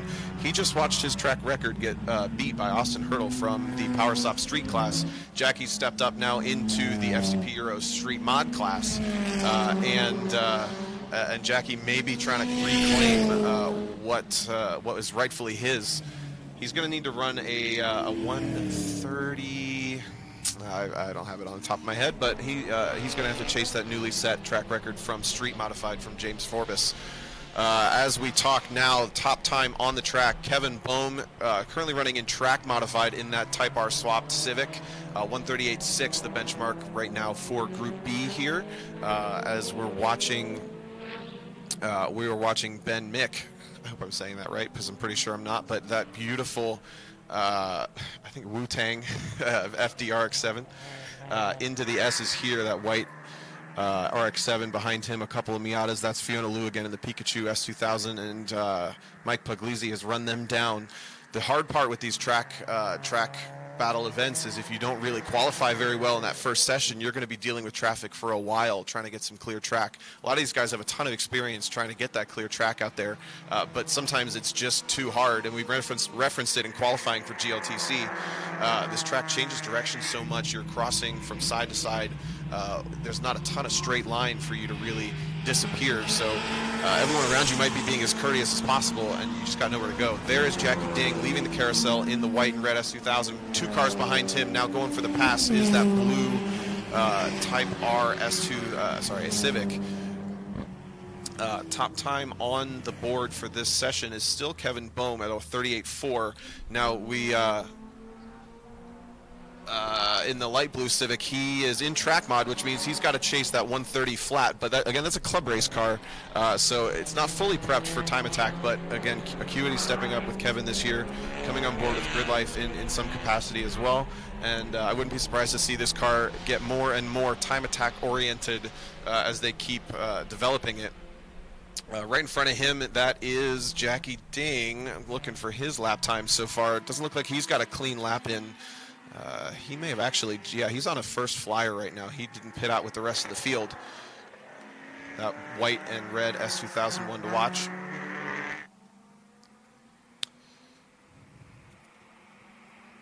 I think another car we saw early on, this is going to be a first official track record no matter what out of Street GT. The blue Mustang that's going to be the first car into frame as soon as we cut to the next shot. Cresting into right there, blue Mustang, white stripes. That is Ron Spear driving right now. Brian Leesenby drove it earlier today. They're sharing that GT350. And that's one of those more powerful, wider tire, faster production cars that is prepped to the same level as the Power Stop Street class, but just has a high potential for performance. Ryan Spear jumping from his mid-2000s, late 2000s Mustang into this GT350, and he's going to set the official first-time Street GT track record at a 142.6 in that GT350. Again, new class for this year, so no matter what the top time in Street GT runs will be the track record. And I've got to correct myself because I'm trying to line up my timing and scoring screen. It's actually Derek Roberts at the top of Street GT. Derek is in a M3, car number 2. He's got a 141.7. Keep an eye out for wherever that car is on track so we can get him on camera. But it's super close right there, 141.7 to 142.5. Derek Roberts to Ron Spear, battling for taking the top honors and the official first ever track record here at Mid-Ohio Sports Car Course in Street GT. There's a great look at Ron leaning into Madness. That's turn 5, down the hill into turn 6 towards the Honda Bridge. And again, right in front of him, Kevin Bohm, who's ever chipping away at his lap times, now down to the 136.5 and still the fastest car on track. I think that'll comfortably move Kevin Bohm right into the realm of Group A, so maybe even putting himself in a better position to attack in the next heat. A couple of the cars we haven't talked about, Grant Walker in the Unlimited class, he's got that wild-looking full aero Miata with the K motor in it, the Honda motor. He's at a 136.9. Now, he's in the same class as James Houghton, who just went into the 25, so he's got a long way to go to get to the top of Unlimited. But running 136s around Mid-Ohio is no joke, especially in a little Miata. You're going to see in a couple seconds here, there you go, just the arrow that you can't tell that that's a Miata from here. Looking wild. Out of the Mechanical Advantage group, we also have Kendall Samuel here in his Subaru becoming kind of staples. Oh, we got a spin with the Alpha coming out of turn 1. That red car just off track, that's an Alpha 4C going around, having a moment, but we're back to, that's Grant Walker. Again, second fastest car on track. Look at, I think that wing is bigger than the car itself. That's wild. Got to be a blast to drive. Moving down, the third fastest car on track, Jackie Ding, street modified. He is at a 137.6. Again, he had the track record in Power Stop Street as of coming into this event at a 39 flat. Has since supercharged that car, done a little bit of aero development, got a little bit more body work on that car, I noticed. So he's found 1.3 seconds since he modified that car. Great pickup and a good indicator of what modifying your car can do. As I talk about Jackie, though, Peter Zhang jumps in front of him. Peter is in a WRX, looking for that car around track. I think it's a blue sedan with some maybe neon yellow. Been just trying to keep track of cars. I don't know all these drivers as personally as I should, but Peter running the 137.6. Right there with Jad. They're less than a tenth apart. Pretty good stuff there. Mike Amick, I called him out as one to watch. He's picking up more and more time. That car was the Speed Ring champion in the street modified category at that event last year. Mike bringing it back out after a lot of work over this offseason. He's at a 38 flat right now with that FCP Euro street modified track record getting reset by James Forbes at a 33.7. Cars starting to come in, track getting warmer and warmer. Again, these cars can't run fast laps forever. So we see some cars coming down the pit lane, cars bailing out, getting closer to the checkered flag, maybe 5 or 6 more minutes in the session. Another car I just watched flash by as we see Mike Amick going by in that WRX STI hatch. Car I watched go by earlier was Dan Lewis. That's a supercharged S2000, really cool, beautiful red S2000, and one of the most powerful street modified cars, certainly. That thing boogies, and he's running a 138.1. So a bunch of these FCP Euro street modified guys getting down into the mid-30s. They may all be looking at the times that James Forbes did in that downsized rear tire C6Z06 going, I don't know if we got 33s, but the battle for podium spots in FCP Euro street modified is hot and heavy for sure. Trying to look back into maybe some Power Stop street action. We saw a great benchmark time from James Rauch this morning. That's a 10th gen Civic Type R, and he is coming towards us now potentially. I believe it's the first of the 2 Civics on your screen going through there, leaning into turn 11. That's the fastest front-wheel drive Power Stop street car. He's running a 39.9. So if you remember back to GLTC, these guys running 30, mid-37s, 36s, I think they got to. This is a mostly stock, unmodified 10th gen Civic Type R, mostly off the showroom floor, running 39s. He's within a couple seconds of that, so doing a great job in Power Stop Street. Again, the new track record to chase there, a 37.7. Just behind them, another one of those Civic Type Rs. That car is becoming a staple here at GRIDLIFE events and Time Attack around the country. That is the United Speed Racing Honda Civic Type R, and I believe that is Chin-Chi Chiang driving it right now at a 139.7. Prepped by Jason Owens. Sorry, doing some scrolling around on my screen here, but Jason Owens of United Speed Racing helping prep that car. You see a lot more aero work done to that car. I think that car actually runs in track modified along with the car Kevin Bohm's driving, so they look similar, but you can tell this one's got more Time Attack inspired prep going on. So the first car on your frame is that street Type R, and behind him the track modified Type R. Very different cars underneath, but they're both blue Civics outside. As we have Group C cars rolling to the pit lane, which means we're going to see a checkered flag any minute here on the front straight.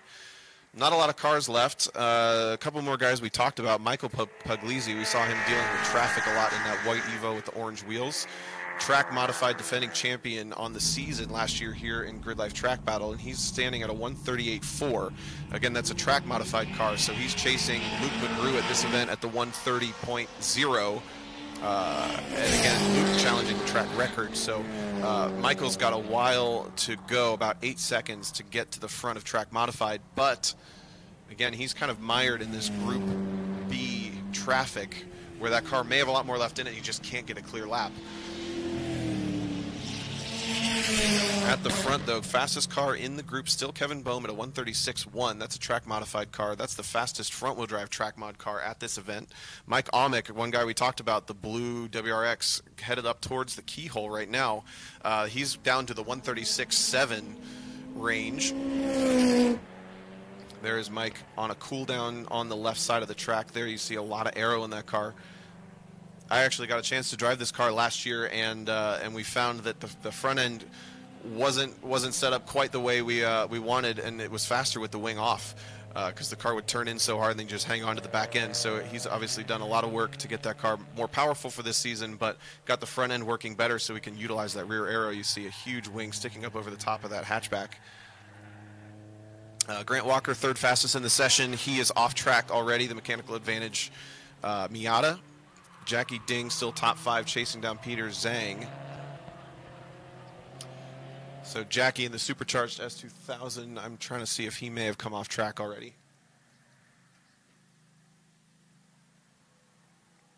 Very few cars left as moving my head around. Yep, checkered flag is out on Group B here.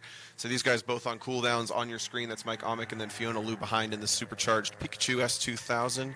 Final flyers finishing.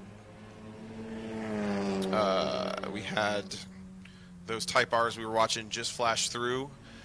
See the number on this car. We've got a Camaro onto the front straight. It's dancing it through. It looks like one of the new Turbo 4 Camaros, car number 72. That's going to be Joe Ippolito. Nope. Ippolito. There we go.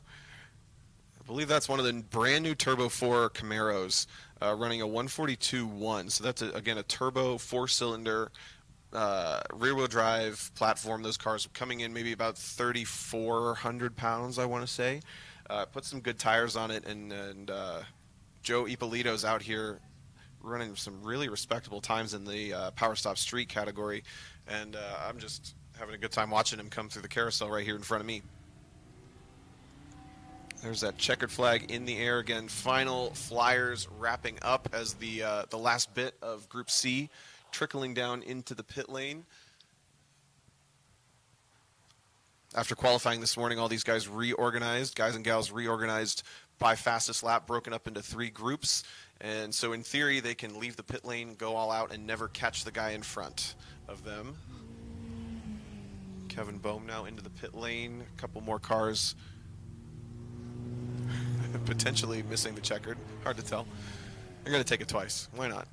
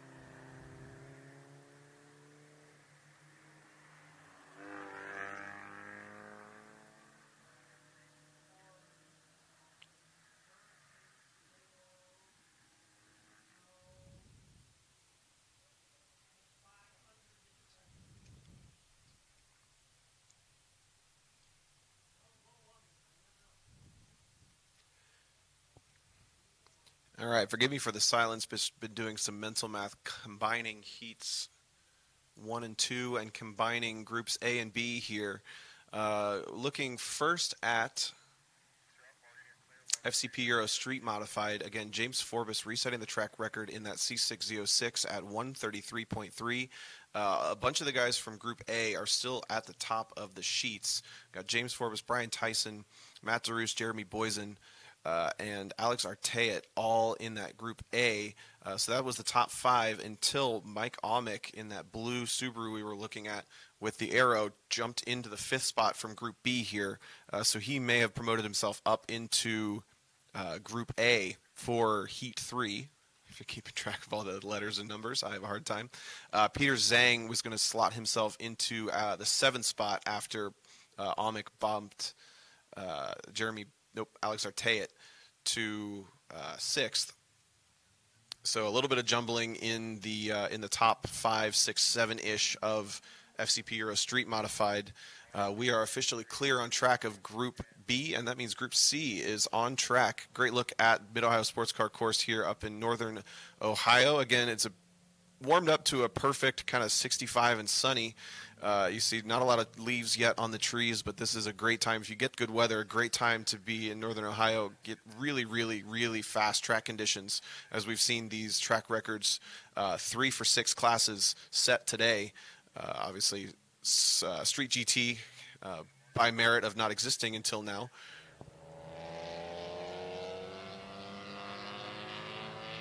But unless I missed it, that's Derek Roberts with the unofficial, currently unofficial, but provisional track record in his M3 for Street GT. A huge variety of cars now rolling out for Group C. This is the bottom third, if you want to call it that, of our 65 track battle drivers here.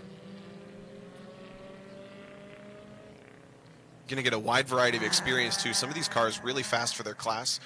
A huge amount of variety of cars. You saw that 6 Series BMW. That's actually an unlimited prep car, so obviously an interesting choice of modifications to end up in unlimited with that car. We see fairly stock-looking Camaros, some older BMWs. This is coming back towards the back of the field. I got some cool notes on that Liqui-Moly GTI flashing through the screen. He was the guy that drove from New York, hasn't slept since Thursday. I'm getting his name now. Brian Smith. So thanks, Brian, for sending me some notes on you. But there he is. There's that BMW I was talking about.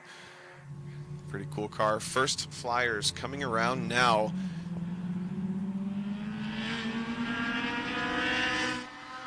First guy across the line, Levi Brown leading the way in his K24 Civic EF hatch. Levi is working off of a 151.3. That was the benchmark in Heat 1 for Group C here. So Levi, at every grid life I've ever been to, this car is just such a track rat, but it's so fast. And Levi is actually running in track modified because of the amount of prep done to that car. Certainly not prepped the way that you would see Luke McGrew's Viper prepped, but getting the job done regardless. Just pose that car around on a dolly.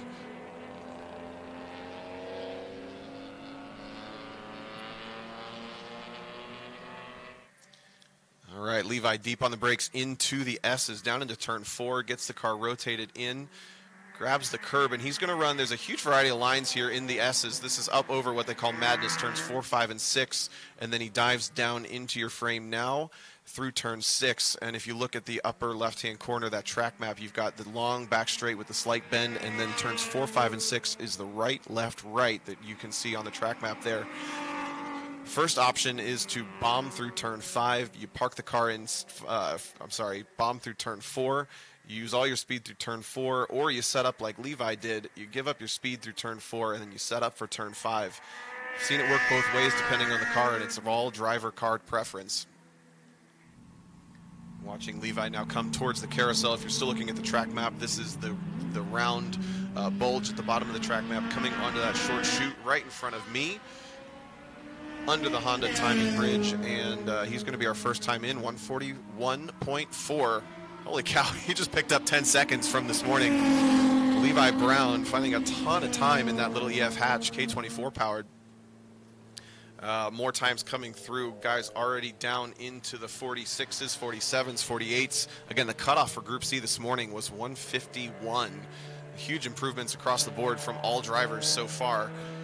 These guys, again, big variety of car prep, big variety in experience as well. We watched the advanced group run a little earlier. Some of these guys may have just stepped from advanced HPDE with their cars into time attack, and that's the great part about these grid life events. All this stuff's happening simultaneously. You just take the step when you're ready. There's another good look at this S's section. You see how Levi doesn't track out. He sets up nice and wide in for turn 5, and that's going to open up that arc, let him carry more speed through 5. And now he's down into turn 6, catching a little bit of traffic already, but the traffic is aware, lets him go. Good heads-up driving there from the other fellow EF driver. Right behind him, next car on course is that 350, is it? 350Z. That is Benjamin Skidmore, I think. Yep, Benjamin Skidmore. He was he's third quick on the session, 1:46.8. Silver 350 coming, or yeah, 350 coming towards you.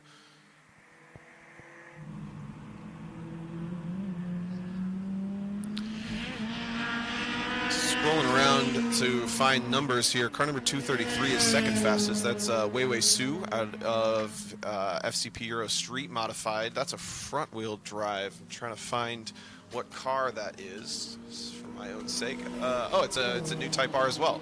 So his best time this morning was a 151.5, and now he's down to a 146.4. So Weiwei has found, math is hard, 5 seconds in that Type R.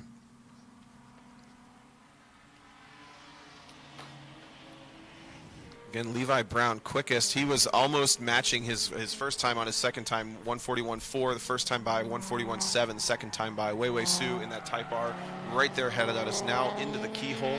Looks, I'm going to call that car basically stock. I'll give him its stock. Why not? He's at a 146.4. Second fastest in the session. Benjamin Skidmore in that silver 350Z that we referenced earlier. He's going to be just out of frame in your shot right now. Third fastest. Brian Smith, that's car 444, and he's the one who drove from New York with no sleep. He's fourth fastest right now in the GTI. Liquimali just left your frame. And fourth fastest, 147.5 after having done a 53.5 earlier. So huge improvements across the board. All of these guys. Michael Norman is fifth quickest out of street. Power Stop Street Class, 147.5.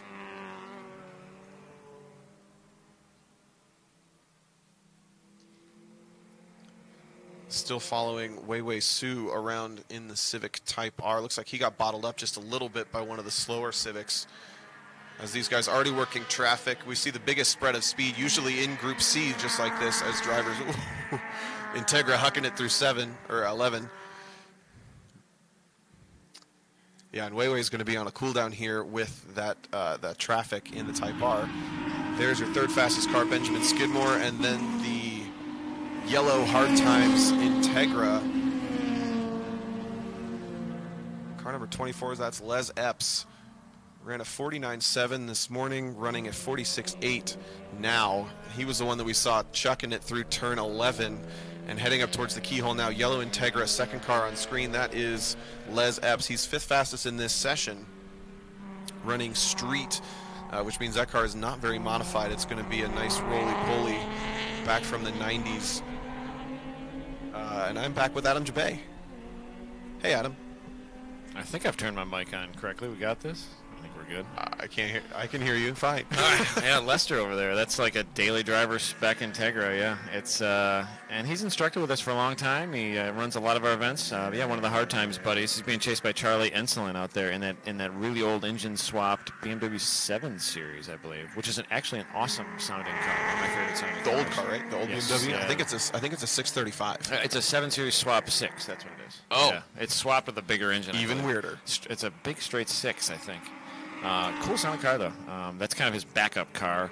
He has an unlimited class 240 or Silvia actually, which is a JDM 240SX. Beautiful car. Really, really cool wide body setup car, and not here today because it's under the knife in the engine bay department. He showed me a picture of what he's got going on, and it's significant. Significant. Significant. I like that phrasing. Couple of twin Turbskis on a big old thinger, but we'll leave it there. Have some improvements coming through. Levi Brown, who was the EF we watched earlier, continuing to improve down to a 140.8. But we have a new second fastest car, Michael Norman, who just went by us on the front straight going into turn 1 in his STI hatchback. That car is now second fastest on the session with a 44.7. He's improved 3 times in a row. So that's a great move. There's the black WRX coming at us now. He's working through some of these guys we've been talking about already.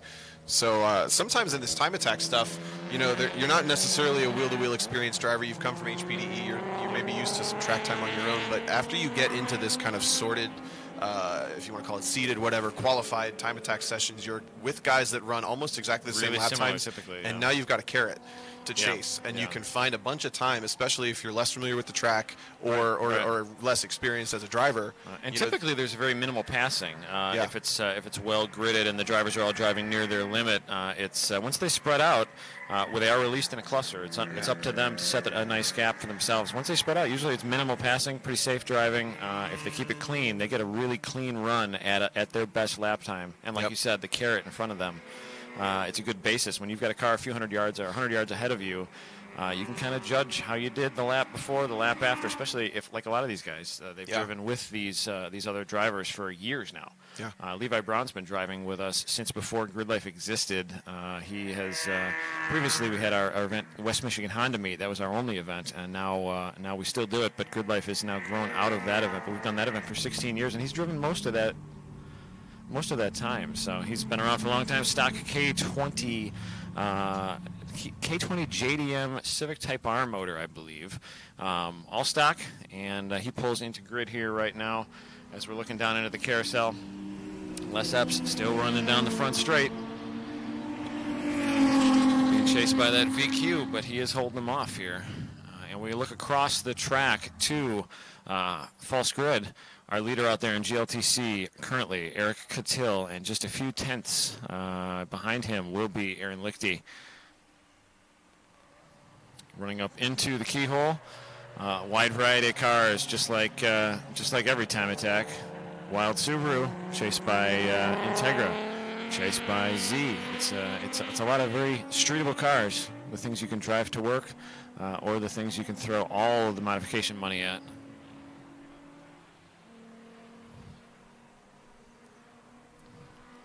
Hard Times Racing, Charlie Insulin there. What a cool looking car. I just love the old school livery.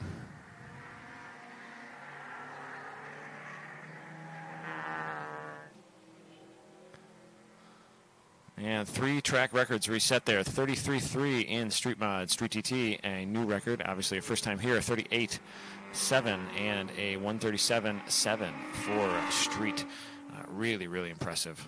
Biggest change for the year that Time Attack has had has been the drop of the amount of classes. We don't have drivetrain delineations. We do still celebrate the records, but we don't have for overall wins for the weekend. We don't have a drivetrain delineation. It is now Street and Street GT and Street Mod, and it doesn't matter if you're all-wheel drive, front-wheel drive, or rear-wheel drive. So that is the biggest change throughout the year.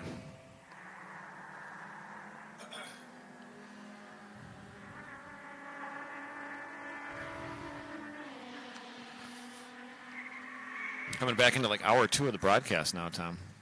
Yeah, I was just going to say we had an hour and a half broadcast this morning for the first heat of Time Attack. You've been talking. Practice for GLTC.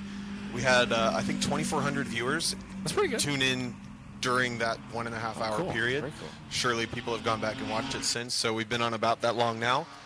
If you tuned in, you're my favorite person. Thanks for we really caring about what it. we're doing up here at Mid-Ohio Sports Car Course. It's good to see this level of competition. These are people that are just like the people watching. These are not pro racers. They're not heavily funded. This is amateur club Time Attack, and the same thing with the new GLTC class. These are attainable cars. I mean, you could build these things in your garage. You can build these things in your dad's garage. You could build these things in the alley. Or you could just buy them and drive them straight off the lot. It's cool to see the amount of different cars out here. Perfect example of that would be the Honey Badger, Scott Giles, who we saw a couple times on screen through GLTC stuff. He's qualified and in grid right now, but I think they have less than $5,000 invested in that 85 CRX. Including safety. It helped a little to get it for free from you. But it wasn't free. We traded. He traded me a lift. Generously. Yes, it was very cheap. Yes, there you go. So that car actually used to belong to my brother-in-law. My wife's younger brother, Mike Decker. He built that thing when he was in college.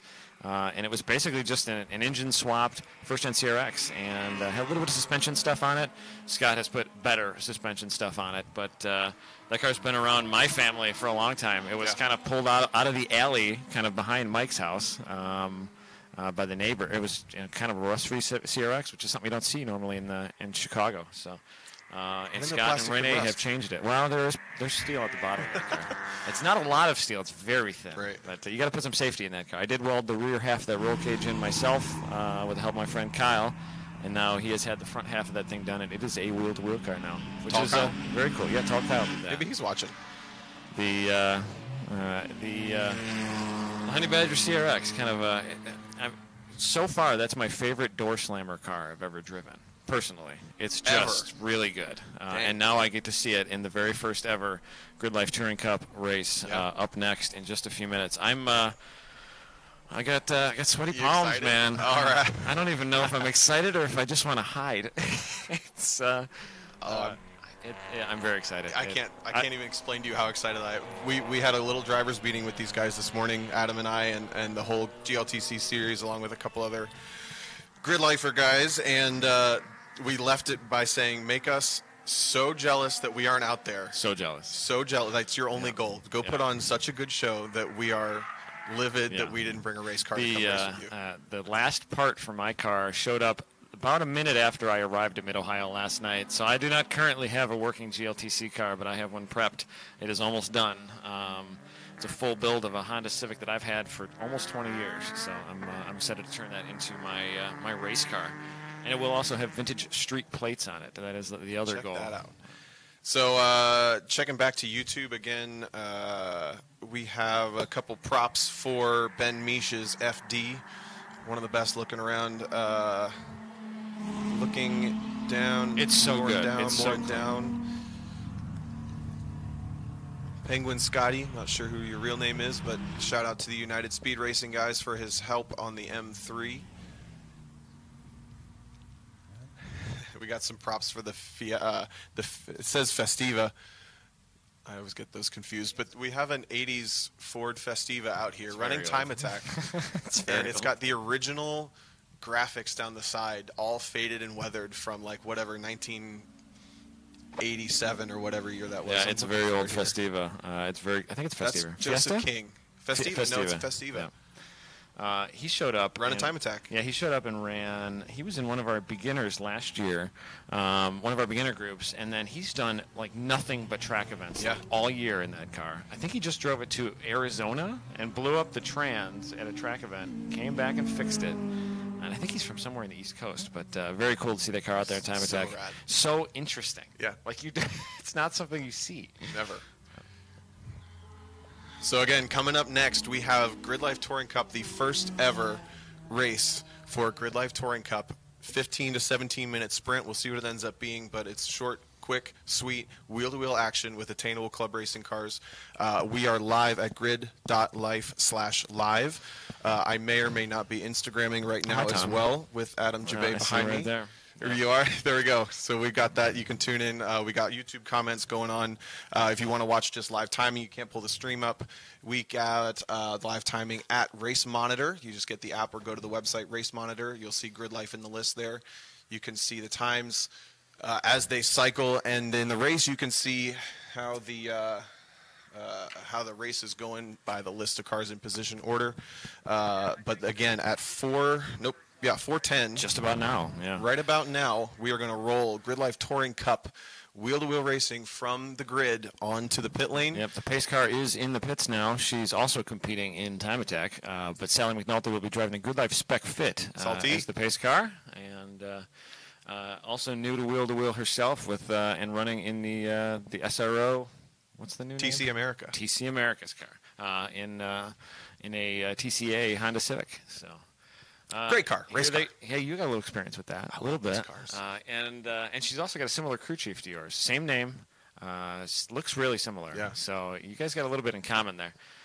We see them rolling out, and here it's about ready to happen. Here we go. GridLife Touring Cup cars leaving the grid, rolling onto pit lane, being led by Eric Coutil, 136.9, the pole time, provisional pole sitter, now official. Eric Coutil in his 1.8 liter front wheel drive EG Civic hatch. Aaron Lichty out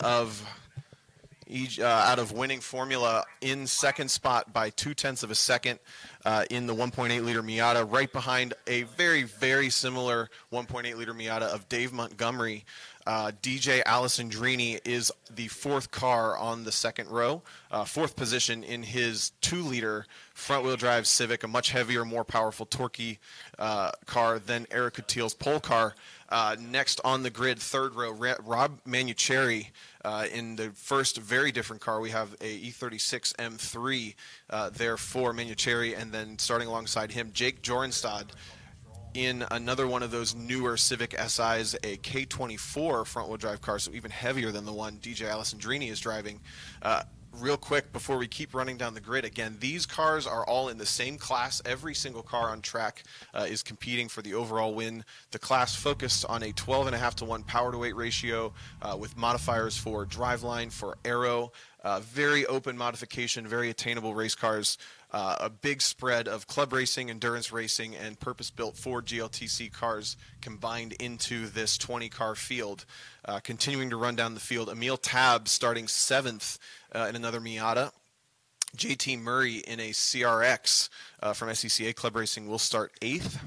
Christopher Tuttle in the C4 Corvette out of NASA Time Trials and Club Racing will start 9th in that Corvette. And Chase Heikkila rounding out the 10th spot, the top 10, in a Club Racing Spec Miata, completely unmodified from Spec Miata trim. Starting 11th will be Derek Yarbrough, all the way from Austin, Texas. He qualified in his NC Miata just outside the top 10. Alongside him, Jeremy Boysen in the mostly stock-looking Scion FRS back from 2013, one of the twins there, triplets now.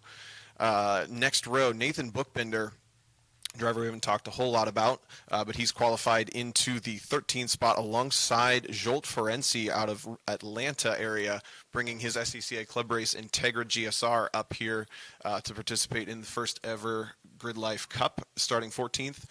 Next up, Mr. Bill Griffin of NASA instructor and racing fame in his Spec E46. Also E46. GRIDLIFE instructor fame. Also GRIDLIFE instructor fame. I forgot. Yeah, sorry.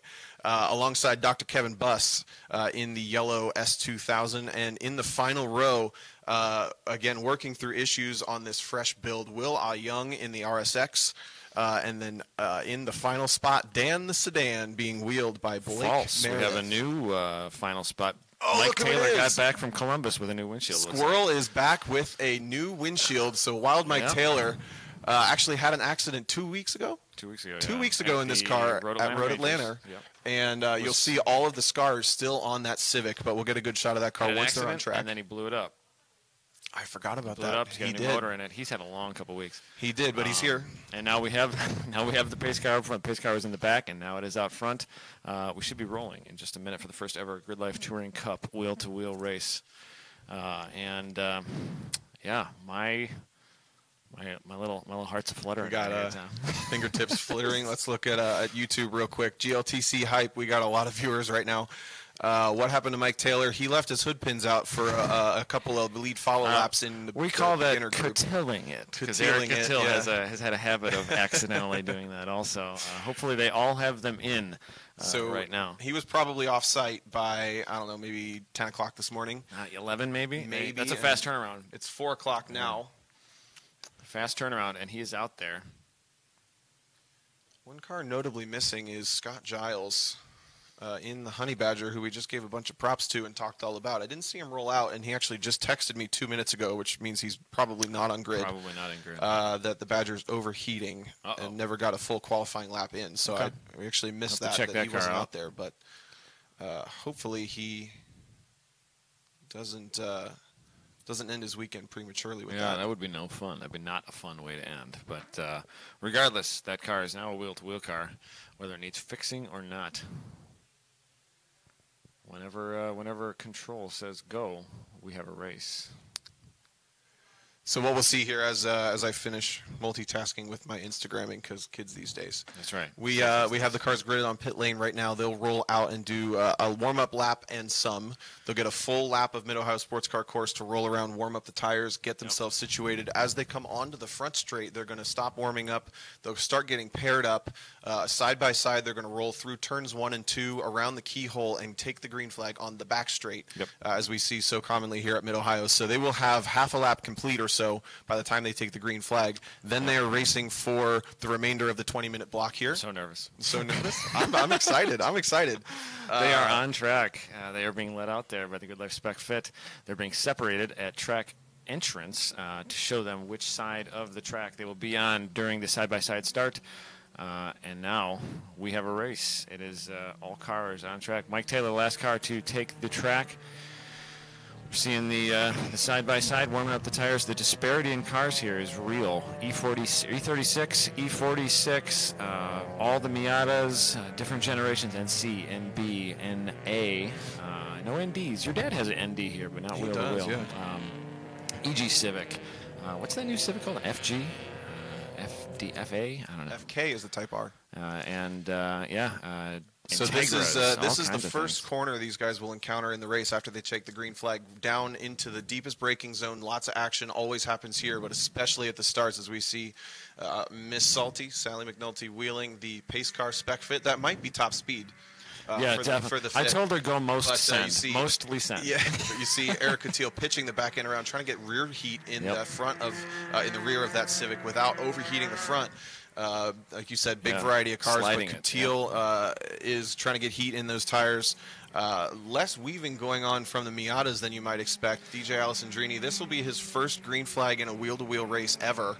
Did he actually take school? Yeah, besides comp school, he took an SCCA comp school, and now he's been going through our comp school program, which we will have at all GLTC races. We'll have for advanced drivers. We will bring them into the wheel-to-wheel environment on site. Yeah, and you see the GRIDLIFE Fit coming down through the S's there. So as they finally round the carousel here, they're going to pack up and pair up, as they say in wheel-to-wheel racing. Drop off. Sally will pull off into the pit lane here, right in front of us. Does so. You see Eric Couture will take control of the field. He'll start to slow his roll just a little bit, keep it rolling so Aaron Lichty can come up alongside in the white and black Miata with the orange strip at the bottom. Dave Montgomery third there. Gray Miata, DJ Alessandrini in the white Civic as Rob Manucheri leaves your frame. That's top five. I think Rob Manucheri might be the one to watch at the start. He's got the most power. He's got the grunt in that BMW, and he's got a long straightaway. If he can capitalize and get to the front and get in the way, he's going to be in a really good spot. I think the other quick car is going to be DJ Alessandrini. He's got the most displacement of the top four. Eric Coutil is going to be more of a balance, and the Miatas are definitely handling base. So this is going to be very interesting to see how this unfolds. Similar power to weight ratios, but such a different way of making speed for a lot of these cars. We're going to see an interesting start here, I believe, similar to some of the classes in other groups, but there's so many different mods in these and different tire choices, and they're lining up next to each other out of the keyhole. They will see green flag. We're looking for the green flag in the Honda Tower on driver's left, coming into your frame right about here. Here we go. The first green flag of GRIDLIFE Touring Cup is in the air. Race number 1 of 5 this year, and it's a great jump for Eric Coutil. Jumps down into the lead. DJ Alessandrini trying to go with him up into the S's for the first time. Dave Montgomery says no, sir. He takes back third. Nice clean for the front four cars. Still side by side for Manucheri, and that's Jake Jorgenstad trying to shove it back up the inside. Side by side for fifth right now. The rest of the field's going to have to sort this out, but Eric Coutil breaking away just slightly from Aaron Lichty. Under the Honda Montgomery bridge. Glued to the back of Lichty, and DJ Alessandrini letting him get away just a little bit. The field's starting to get a little more single file now. See this nice view of the little bit of a jump here down into Thunder Valley. Eric Coutil still solid under the bridge here. Really tight Miata to Miata action there, followed by DJ Alessandrini. And that E36 staying right there with DJ. Much lighter car in DJ's hands, but that E36 is right there. Rob is doing well. Just scanning the pack there in that shot. A huge move from Will Young on the start. He's almost into the top 10 in the RSX as they stream in front of us here.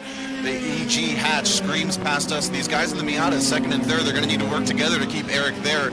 But front-wheel drive versus rear-wheel drive, those Miatas are going to be better over the long run than the Civic, naturally, just because the Civic is only using 2 of its tires for all the work. Look at that run through turn 1. It is Aaron Lichty going to maybe have a nose on to the entry to the keyhole. Not quite there, but Coutil makes that Civic pretty wide going into there, and nice tidy line for all of them. Nose to tail just about. you can see the disparity in power is not there. They are really even going down that long straightaway towards the start stand, and yeah. Nobody's moving. Nobody's the top moving. Three maybe breaking away just a little bit, though, as we're coming down into the S's. Look at the brakes on the Miata looking good as Coutil rotates into turn 4. Everybody grabbing just a little bit of curb, but still the gap remains the same between the top 3. Unbelievable. A little bit of breakaway from the top 3 to DJ Alessandrini and Rob Manucheri in the Civic and the BMW next in frame. Jake Jorgenstad holding on to the top 6 pretty nicely, as is JT Murray. And then we've got the more spread out back half of the field as we get into the lesser prepped cars, honestly, is really the only difference. You see Chris Tuttle and Will Young just left the frame there. Corvette versus RSX. What a battle. Mike Taylor working his way up through the field also as he went past us in start-finish. We'll see how he does on the start of this race. Hopefully his windshield stays in place. The glue is fresh on that windshield. Normally they have to cure for 24 hours, right? I don't know. Hopefully he's got a lot of tape on that thing. Lap number 2, and Lippy is looking racy. He is deep around the exit of the carousel, though. Coutil's going to have a great run onto the front straight. Lichty looking a little too behind the car as they come through our frame here, down and back into turn 1. We're going to flash back to the exit of turn 1. You see these guys stream through. Unfortunately, we don't have an entry to turn 1, but one of the coolest corners in motorsports. You see you go downhill, really fast left-hander, the elevation rise just there. Catches the car, and DJ Alessandrini going defensive on Rob Manucheri. The race is on for 4th, but these guys at the front still single file. Coutil with Aaron Lichty even more glued to the back of him this time, but that Civic just jumps off the corner really, really nicely. The Miatas carry the mid-corner speed, but they don't jump off the corner quite so much. Aaron Lichty fully within drafting distance of the EG hatch, which is going to poke a nice Miata-sized hole in the air as they go down into the S's. The Civic a little bigger, a little, they both have similar rear wings, a 700 square inch limit rule on these cars. Eric's a little bit smaller, but man, nice tidy lines. Perfection down into China Beach is what's going to really be something these drivers in the lead need to focus on. That braking zone is dangerous when it's colder, but the temperature outside is definitely warmer than it was an hour ago. You watch the rear end of Eric Coutil's car from the lead. It's moving around a lot more than it did in qualifying if you've been with us this whole time. So I think Eric's got that car dialed in just a little bit better, but it's not helping him get away from Aaron Lichty and Dave Montgomery, who's just running a really smart 3rd place right now. Ooh, an attack for 4th place. DJ Alessandrini with Rob Manucheri around the outside, and that's some experience maybe for Manucheri, knowing where the grip is and knowing his car. Takes advantage of DJ Alessandrini, sweeps around the outside of 11, one of the fastest corners on this track. Very fast. And takes away the 4th spot. Now DJ's got to put his head down and put in some clear laps to keep in touch with this top 5. How far into this thing are we here? We're looking at refreshing timing and scoring. I haven't even looked at that yet because the racing's been good. Who cares about laps when we're 4.5 minutes into this race. Again, we had a 20-minute window, so there's no exact lap limit or time limit other than the framework we have to work with. So we're going to keep an eye out for just when that white flag comes through. The data is so good. 38.8 from Coutil, 38.8 from Aaron Lichty, 38.9 from Dave Montgomery, and 39.4 from Rob Manucheri. Unreal close. And you can see those 3 cars, the leaders, slightly pulling away, but Rob is right there with them. Yeah, and I think Rob Manucheri would be right with them if he didn't have to work through DJ Alessandrini at the start, but DJ did a good job holding 4th and held Rob up just a little bit. Montgomery losing these guys just a little bit from the 3rd spot, but Lichty still looking racy, maybe just sizing up where his advantage is over Coutil. Again, that Civic looking really good off the corners, which makes it tough when you lose that little bit of distance to get by on the brakes, but we have seen Lichty looking good on the braking down, especially in turn 4. The Coutil has a little bit of a home field advantage here. He lives about an hour and a half away, I believe. Certainly, yep. And the changes he's made in this car for this class, he's got a little bit of aero difference, a little different splitter, different front bumper, sort of those scene points. Got the cool sport car motion bumper on there, and the hood vent to relieve some underhood temperatures, and 15 by, I believe, 9 front wheels, so more width on the front wheels. Different car than he's normally used to driving. His first day in this configuration of the car. But, man, those Miatas, Dave and Aaron, are on him. This is anybody's race. 1 bobble, and it's right there. 2 bobbles, and P5 or P6 is there. It's a front straightaway battle still. JT Murray passing us start-finish, and he is still there. I mean, we're only 5 seconds out. Lichty looking closer and closer every lap. Coutil defends for the first time into the keyhole. Oh my gosh, he's right there. Watch the Civic jump off this corner, though. Just gaps him right there. That is where that car is strong. Corner exit, that car is solid. And that's exactly where you want the strength, because that takes away any possibility of Aaron Lichty from P2 to outbrake you down into the S's. They call this little bend they're in now turn 3, and then as soon as we change frames, they're on the brakes into turn 4. You see the nose dive. Lichty looks strong. If he was close, he could get it. He's got a little advantage there dropping in. He needs Coutinho to get one bad run off of 2, and he's going to have the advantage. But there you saw the rotation from the Civic. That car's working really well. Coutinho not having to defend a whole lot, and you see every time they leave the corner, the Civic just jumps ahead by a car length. Under the Honda bridge, it is still the same race we have seen for laps now. Eric Coutinho, best of the day here, 38.096, 38.2 from Aaron Lichty. So Coutinho got a little bit of a best run there, 38.418 now for Dave Montgomery.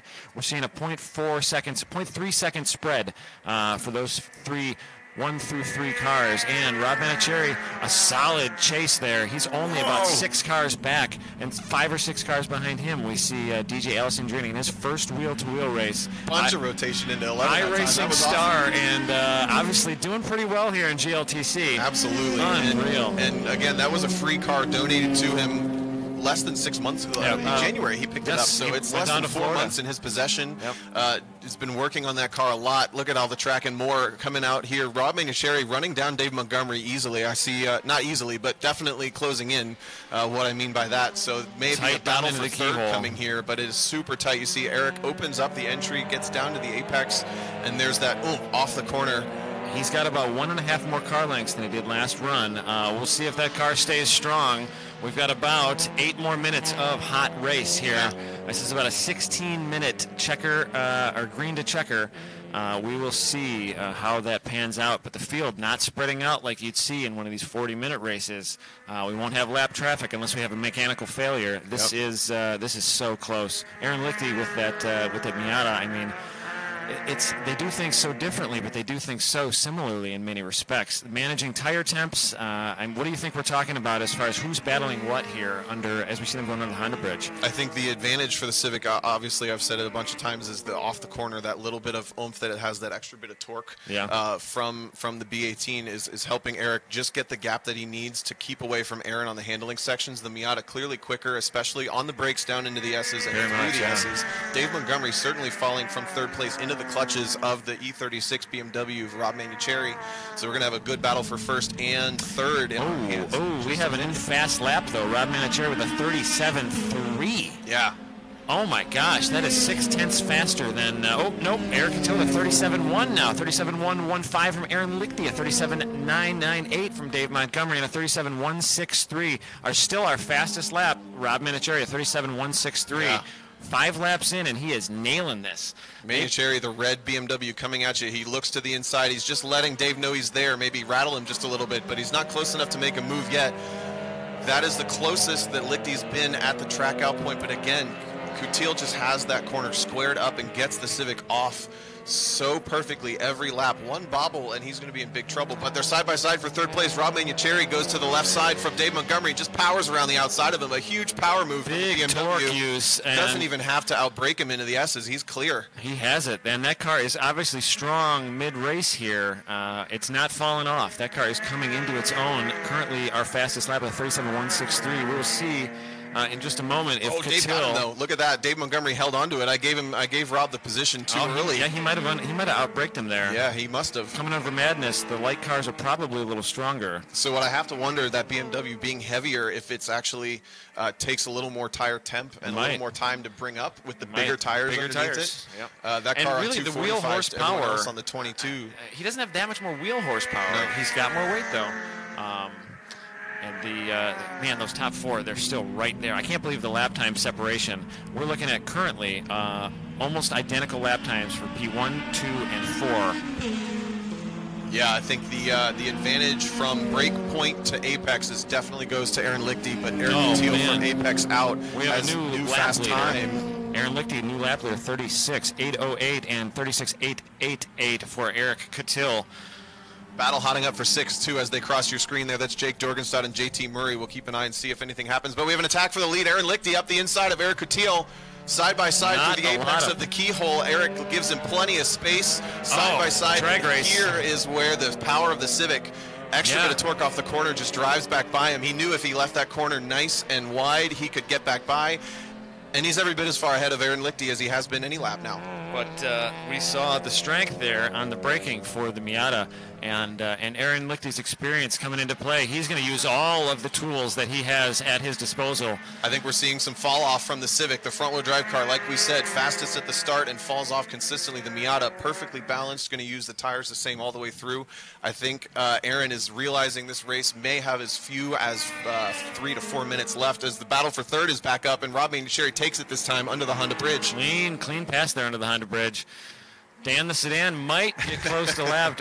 Blake Meredith put Falcons back on that car in order to preserve the dying clutch. A little bit less grip and a little bit more fun to toss.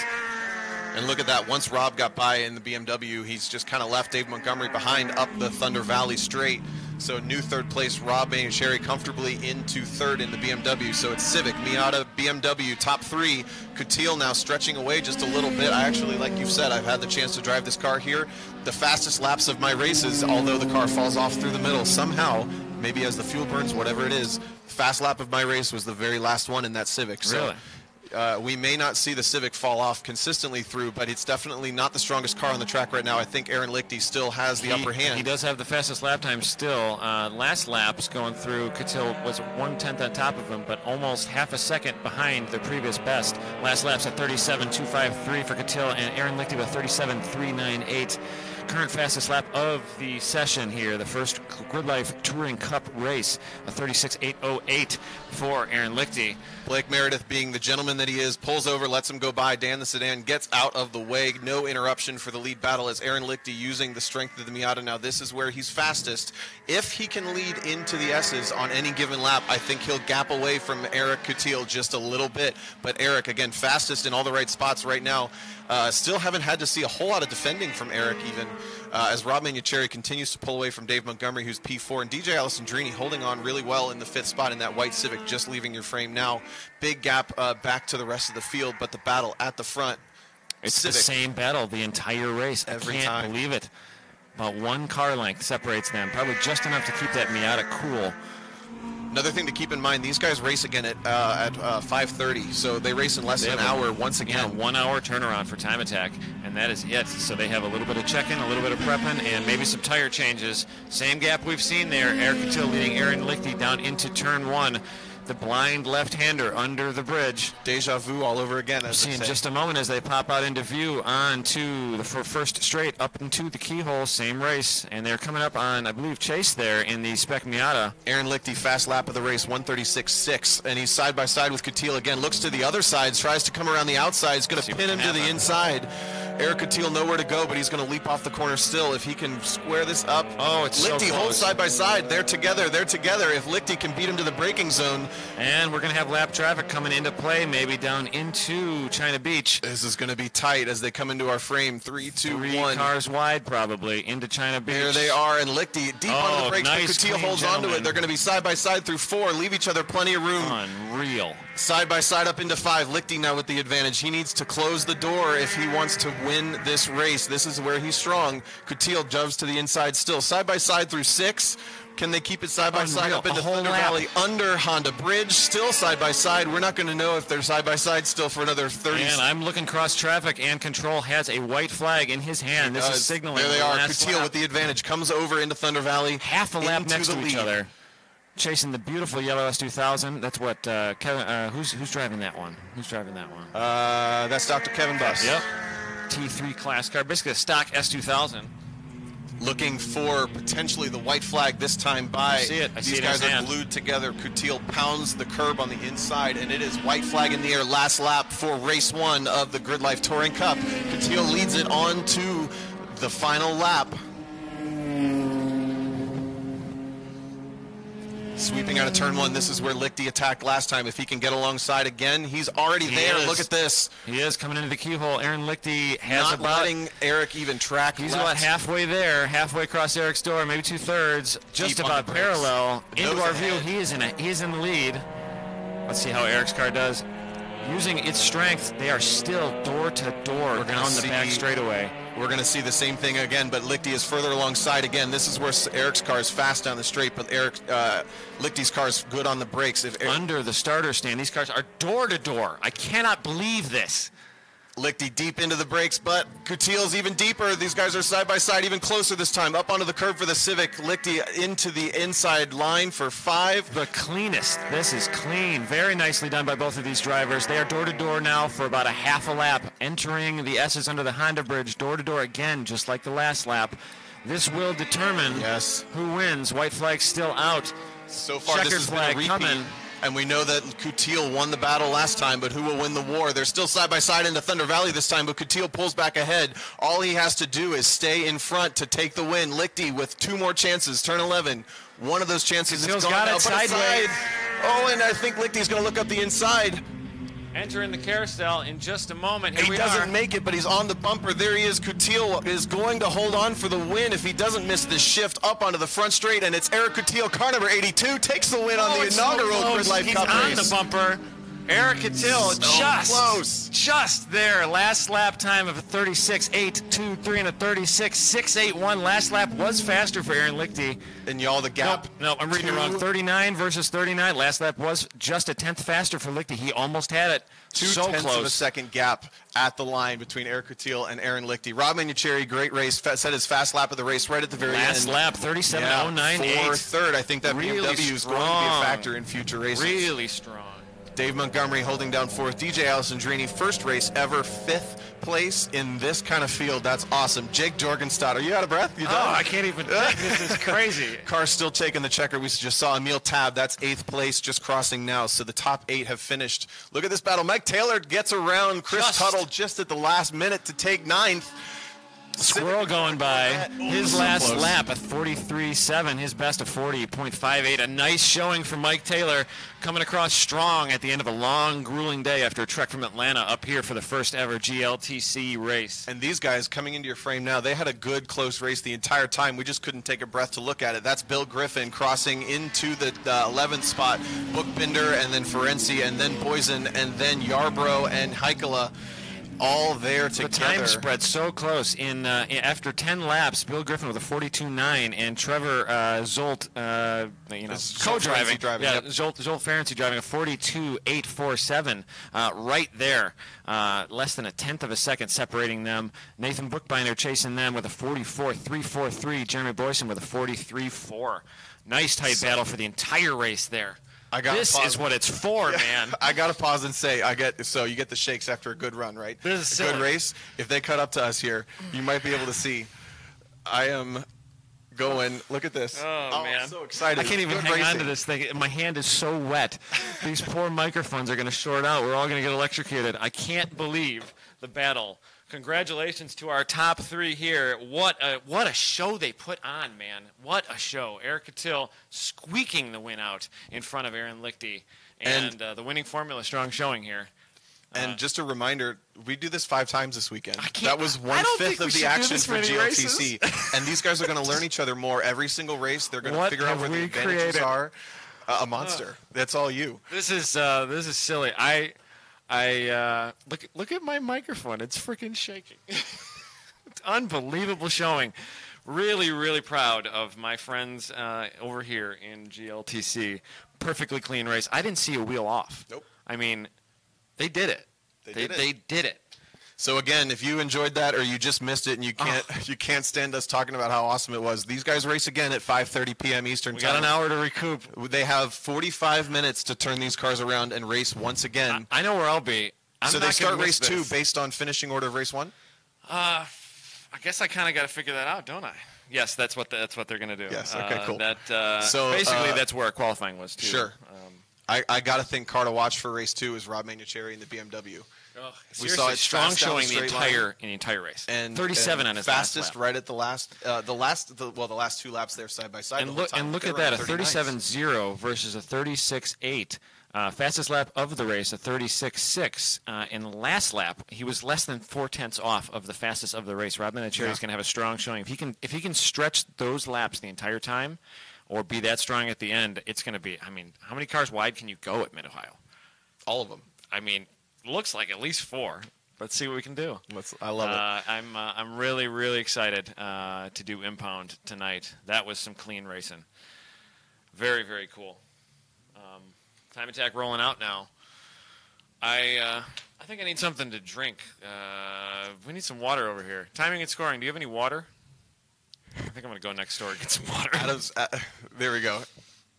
I'm just Very cool. scrolling back. We didn't even have a moment to look at the chat, but I'm scrolling back through whatever's going on here. A lot of rooting for Go Dan Mostly Go. rooting for Dan the Sedan.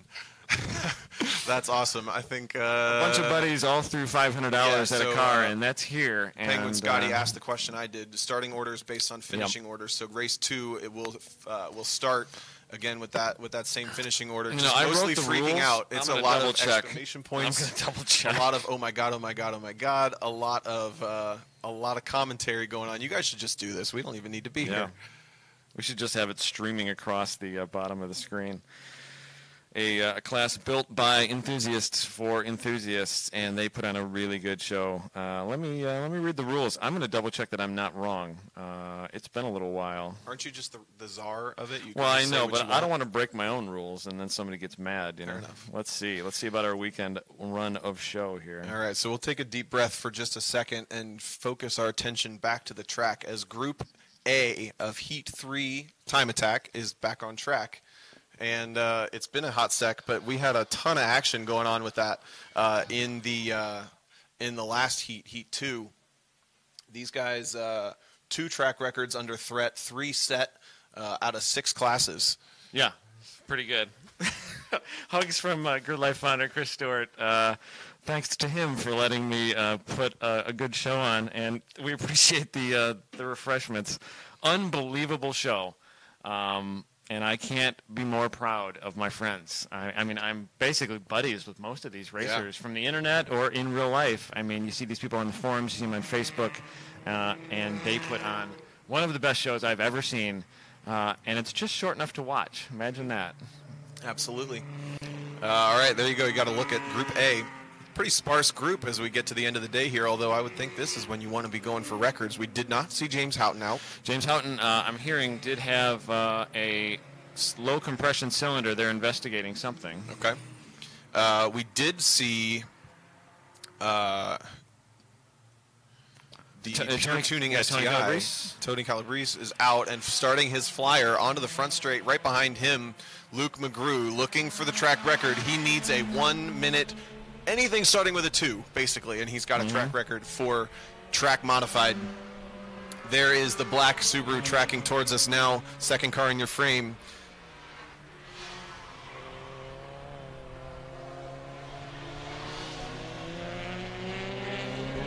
So silly. What a silly day. This has been fun. I've never had so much fun announcing. It's a kick, right? It is definitely I don't know if I'm any good at it, but I'm having a ball. Well, you're not bad. It gave me the shakes. You're not bad. Both my hands are still shaking. Yeah. So Tony Calabrese is who we're following now, the Pure Tuning STI. He is looking to improve on his 1:28.8 from before. Houghton still got the top time of the event at a 25.4, but he's had those issues. Right behind, there's Luke McGrew sliding the Viper into the S's, and then James Forbes, who is your new track record holder in the FCP Euro Street Modified category. So 3 fast cars, 3 different classes, already working a little bit of traffic from a guy late leaving the pit lane. I'll tell you who that is once I get live timing up, but I'm sure he's heads up and knows what's going on. I have just double checked, and it doesn't appear that we have specific written rules yet. There you go. Based on supplemental regulations, which basically we're going to base on the first weekend. So GLTC will be based on race results from the last race. Perfect. So. First time across the line for Tony Calabrese. We are working on my timing, getting turned around from GLTC, but Luke McGrew showing as the fast car right now, 132.4. Really good first time for the Viper. James Forbes, 133.4. And hold on a hot second. That's very close to his new track record anyway. So James Forbes still quick.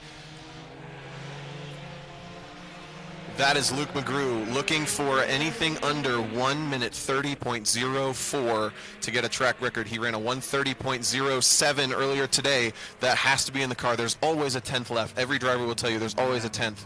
So Luke McGrew looking for that 10th or more onto the brakes in the Viper, down into the S's. Not side by side with anybody this time. This is pure time attack now. Looking nice and clean and smooth. We saw, actually, this guy took more laps than anybody in the first session this stream.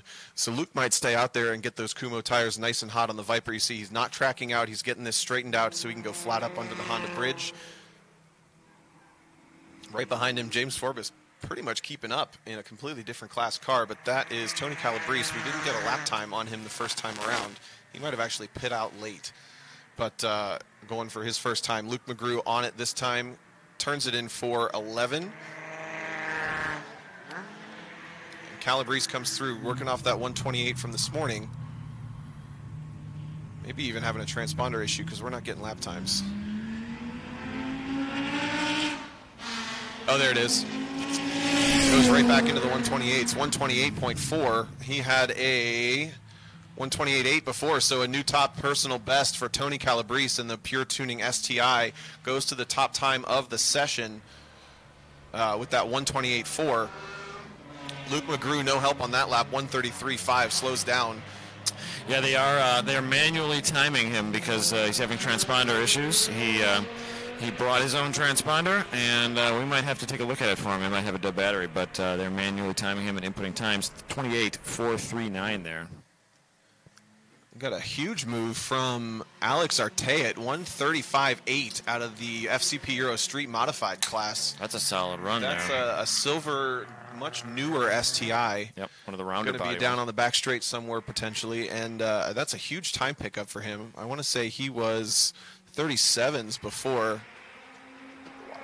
So he goes 37s to 35s, a huge pickup, and we've seen Alex Artea actually a lot of autocross action over the years, starting to get more involved in track events. Saw him at various events, all under the North American Time Attack Council umbrella, so some SCCA stuff. Yeah, great to see him out at all of our partners' events. The North American Time Attack Council is, I think it's one of the more exciting things to happen in our sport in a long time. There's Alex right there. Really trying to build up the future of time trial, time attack style racing.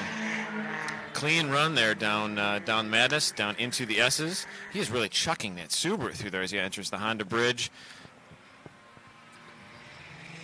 All right, Tony Calabrese is in the pit lane, so he's potentially calling it on this session. So is James Forbes. We still see Luke McGrew doing Luke stuff, doing lap after lap after Unreal, lap. 32.379.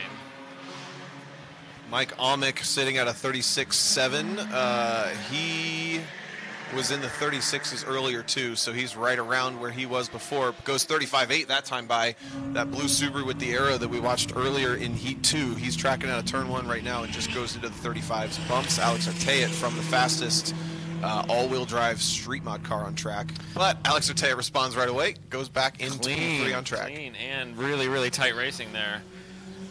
Kendall Samuel out there testing out the mechanical advantage unloaded class Subaru with a full new drivetrain in that car.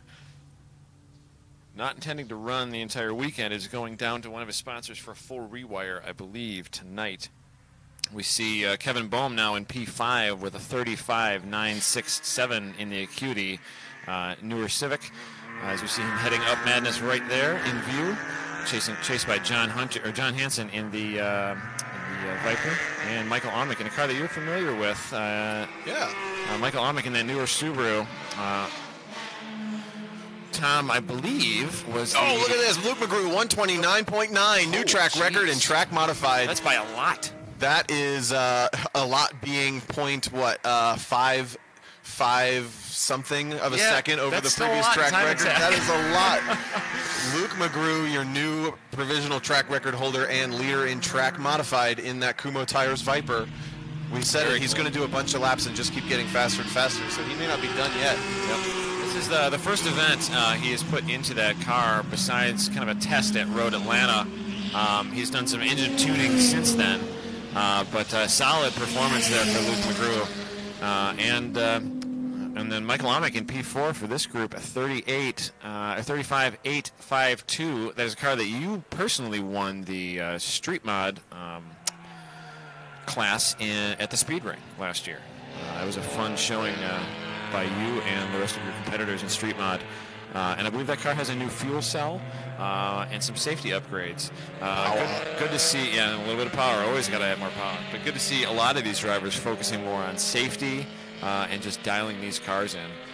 Here's a good look at John Hansen, the other Viper on track. He is 7th quick on track at a 136.6 in the same class as Luke McGrew, but a little older Viper there. One of the ACRs. It's actually a former Viper race car. Oh, cool. It's got a fuel cell. I believe it ran in Viper Cup, so a lot less power than Luke McGrew. Sure. But a really, really solid showing. And he's also, if you remember, ran in Advanced. He just wants seat time. Yep. He's out here figuring out a car that he doesn't get to drive very often, because where do you drive a race car Viper? You drive it on the racetrack. I haven't seen Luke come back around yet, actually. He's in the black ACR. Oh, there he is, coming on to the front straight now, the black Viper ACR. It's the bump in the carousel, and he's still going for times on the front straight now. Did a nice cool-off 2-minute lap time. Starting a flyer, though, without a doubt. Behind him on the track, Kevin Boehm is 5th quickest in the session, going into the 35s in that club racing Civic, the Type R swapped car we've talked about. SCCA STU car now on less tires than it normally runs on, but he's running consistent laps. Best of 35.9 and last lap a 36.132 in the Acuity Civic there. And there's McGrew. Look at the body roll leaning on the outside Kumos there. Just a little bit off the apex, but it shows you he's pushing hard. That Viper down the back straight, going to max out right around 150 miles an hour because of all the aero drag. Flashes out of frame and into the apex of the S's here. Luke always looks super, super clean through here. You do see that front end come up and down there, and that brake is a bunch. You've driven a bunch of Vipers with jobs you've had, driver experiences, and here. Yeah. I believe you hold the ACR stock record, correct? Yeah, we did a 129.7. Yep. So actually a little quicker than Luke's even gone here, but that means there's more to find for Luke. It was a perfect day, too. You had a good great. day there. It was great, yep. So Luke through Thunder Valley here, chasing that fastest Viper ACR, maybe. We should go fan the fires for him a little bit, give him some motivation, but looking He's good. got a few more mods on that thing, Comes into our view here. Again, we're everywhere we've seen him. We're sitting right behind this. Oh, backs out of it. Definitely parked it there at the apex of the carousel. Not going for the time this time. He Just didn't like something fun. between 11 and the carousel, so he bailed out of that lap. I'm really impressed with the amount of laps he can put in that car. Me too. It's just a solid ride. Alex Arteat continuing to improve out of the FCP Euro Street Modified class. He's down almost into the 34s, and again the track record 33.3 earlier today from James Forbes. On his fifth lap, and that's a heavier car too for the tires that it's on. It's on 200 treadwear tires, 255s, 35.079. That's very impressive. Another guy we haven't talked about today, Matt DeRoos, is your former or potentially current, let's do the math here, track record holder, former track record holder for street modified, specifically rear-wheel drive cars at a 135.4. He's on track right now in the 36s, so he and Brad Yonkers doing work. He ran a 135.5 last session, I believe. Okay, so he's been close, but isn't currently. Yep, that car hasn't had a lot of changes, I don't believe. That's the car we're talking about right there. That is a supercharged E46 M3. He and Brad Yonkers have driven it for a couple of years now. He's also building another E46 M3 with more cylinders and more America powering it. More America. So that should be another car that you see. Those two campaigning, they co-drive, and it's great to see them back out here. They are last year's season champions as a co-drive team in their class in Street Mod. So. Checkered flag is out for Group A here in Time Attack. And we do have three. But look who it is. An interesting jump here. It looks like he got something figured out. James Houghton in our current weekend leader, the K-Tuned Integra. He is going to take the lead in grid for Session B. Technically something that we do allow if we choose to allow it. And James has always been a clean driver. And so we typically would trust a driver with a track record like James with mechanical failures and problems, especially in a limited class car like that. Sometimes it's a lot of work to get those things out onto the track. So good to see him back out. Hopefully he's got something sorted out. I believe that I was told that last record was set on 3 cylinders. So hopefully they've got some. Yes, 3 cylinders. Oh, wow. So the weekend record is a 3-cylinder record. So I got a new, nice, nifty sheet handed to me from timing and scoring as we were calling that session. It's all track records broken out by driveline, which, again, in official results, we no longer delineate front, all, and rear-wheel drive, but we're going to keep the records just for fun. So we had a ton of records fall today. Again, overall records in track modified, street modified, and street all fallen today. But just starting from the top, quickest front-wheel drive. There we go. Yeah, quickest front-wheel drive unlimited car. James Houghton now 125.4, potentially or confirmed or something on 3 cylinders. That's what I heard. That's Wild. what Time Attack director Abe Schmucker has told me that, and I saw one of his crew. He asked me as I came out of the RV. He said, "Do you know where a compression tester is?" And now they're back on track, so we'll see what they got figured out. I have a question. Does Time Attack director Abe Schmucker all fit on your SATs? I don't think so. That's a big title. New track record in track modified. As of this session, 129.9 from Luke McGrew, and earlier today, actually as of this session, newly set by Kevin Boehm for front-wheel drive, 135.9. What was the previous record there? Previous record was Levi Brown in the 138s. Yep. Barely in the 138s. And Levi's car drastically lighter than Boehm's car, so we're seeing a similar pace with a totally different choice of hardware. And Levi's typically on tires that he said, I don't know how old they are. And Levi, one of the only 2018 records we have on here, so cool. he did it last year. Great job by Levi holding that record, especially last year. He only had one hot session. One dry session. That's what I mean. Yeah. By hot, I mean the tires got hot. Right.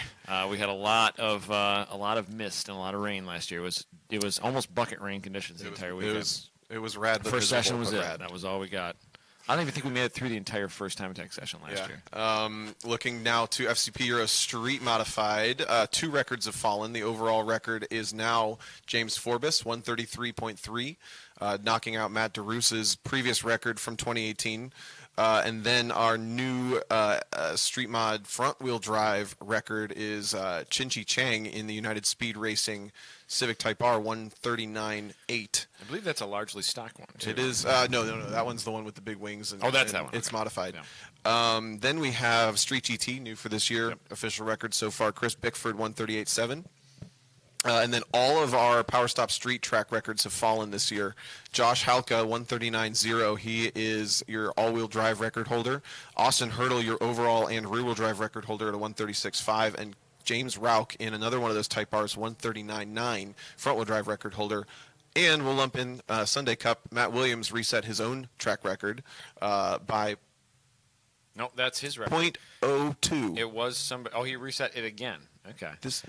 I'm sorry. He picked up 3 seconds over last year. Over last year, 152 from last year's 155. Double check with timing and scoring on that. Yeah, unless I'm dyslexic, but so what is that? 1, 2, 3, 4, 5, 6, it might 7, be a 8, penmanship issue. 9 total track records set today in round 1 of Grid Life. The day has been interesting.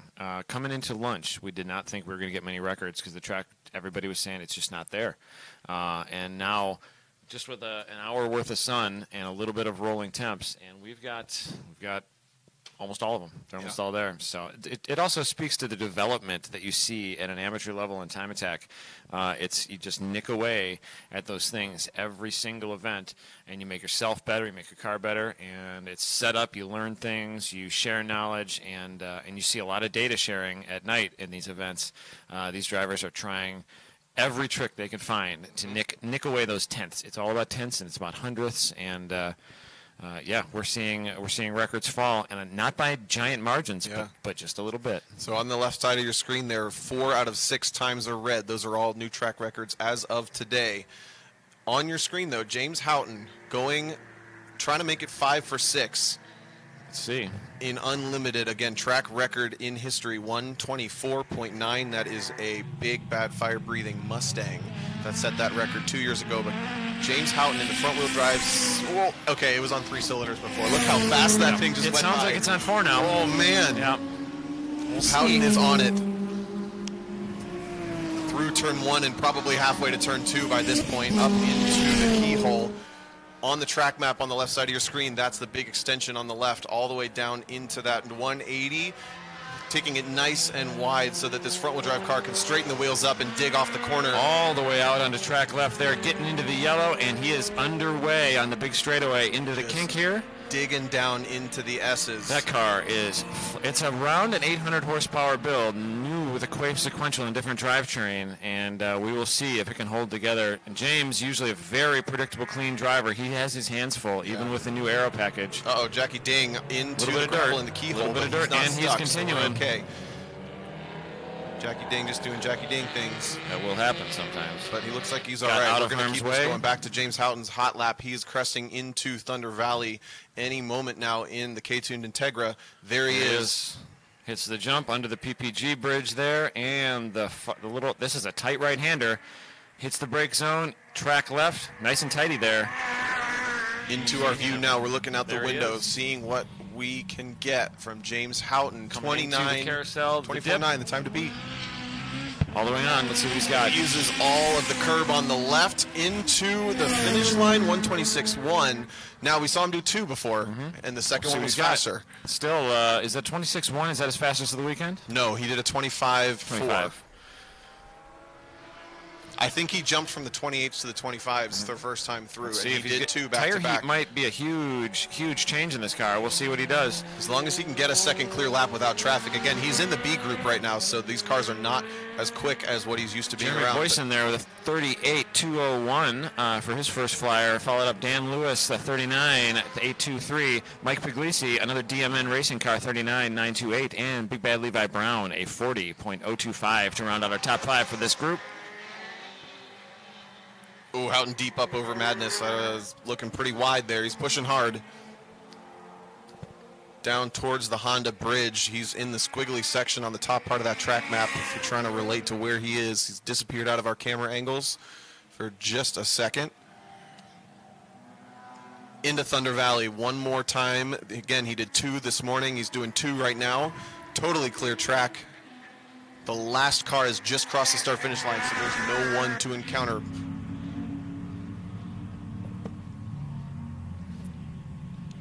James Houghton leans over the bump, using all that curb.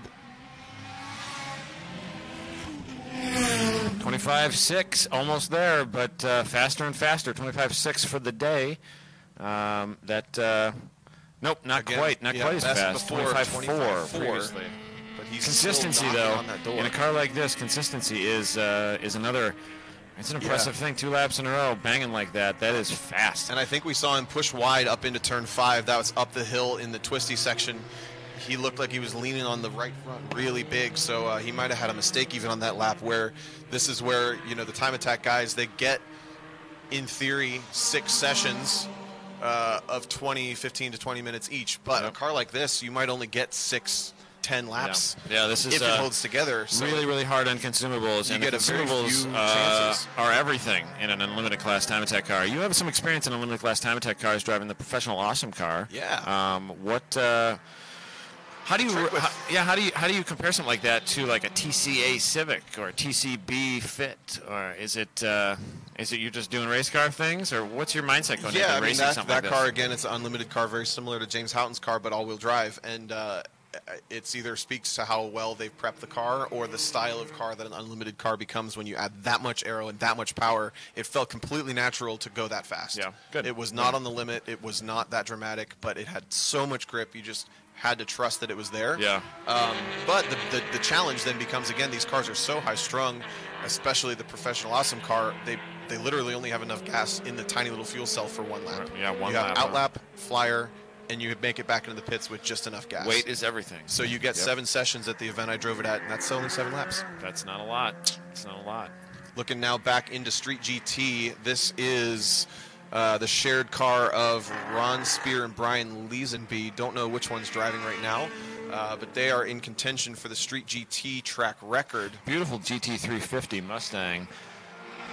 Again, track record currently Chris Bickford at a 138.7, so that GT350's got a little bit of room to grow to get to the track record pace.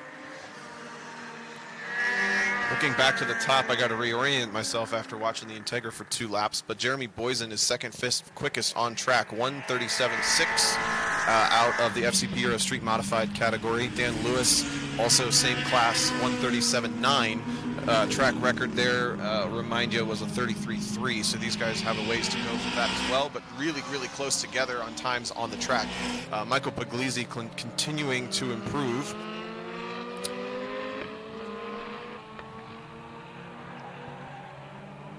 Puglisi again a 1:37.9, track record just set at 29, so Puglisi actually was in the 38s earlier, so I think he's improved on that. Chris Newman in the street category. I'm trying to realign myself street here. 36.5, and Newman right now at a 38.2. So a lot of these guys actually going a little slower than they did this morning. I think Heat 2 might have been the ticket for track records, but it's just my feeling off of watching this.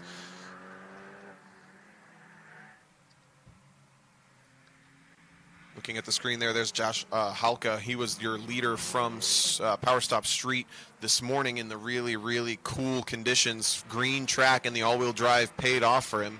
I think that car may be one of the lesser developed cars in the street category, but he's holding down at the 139 mark.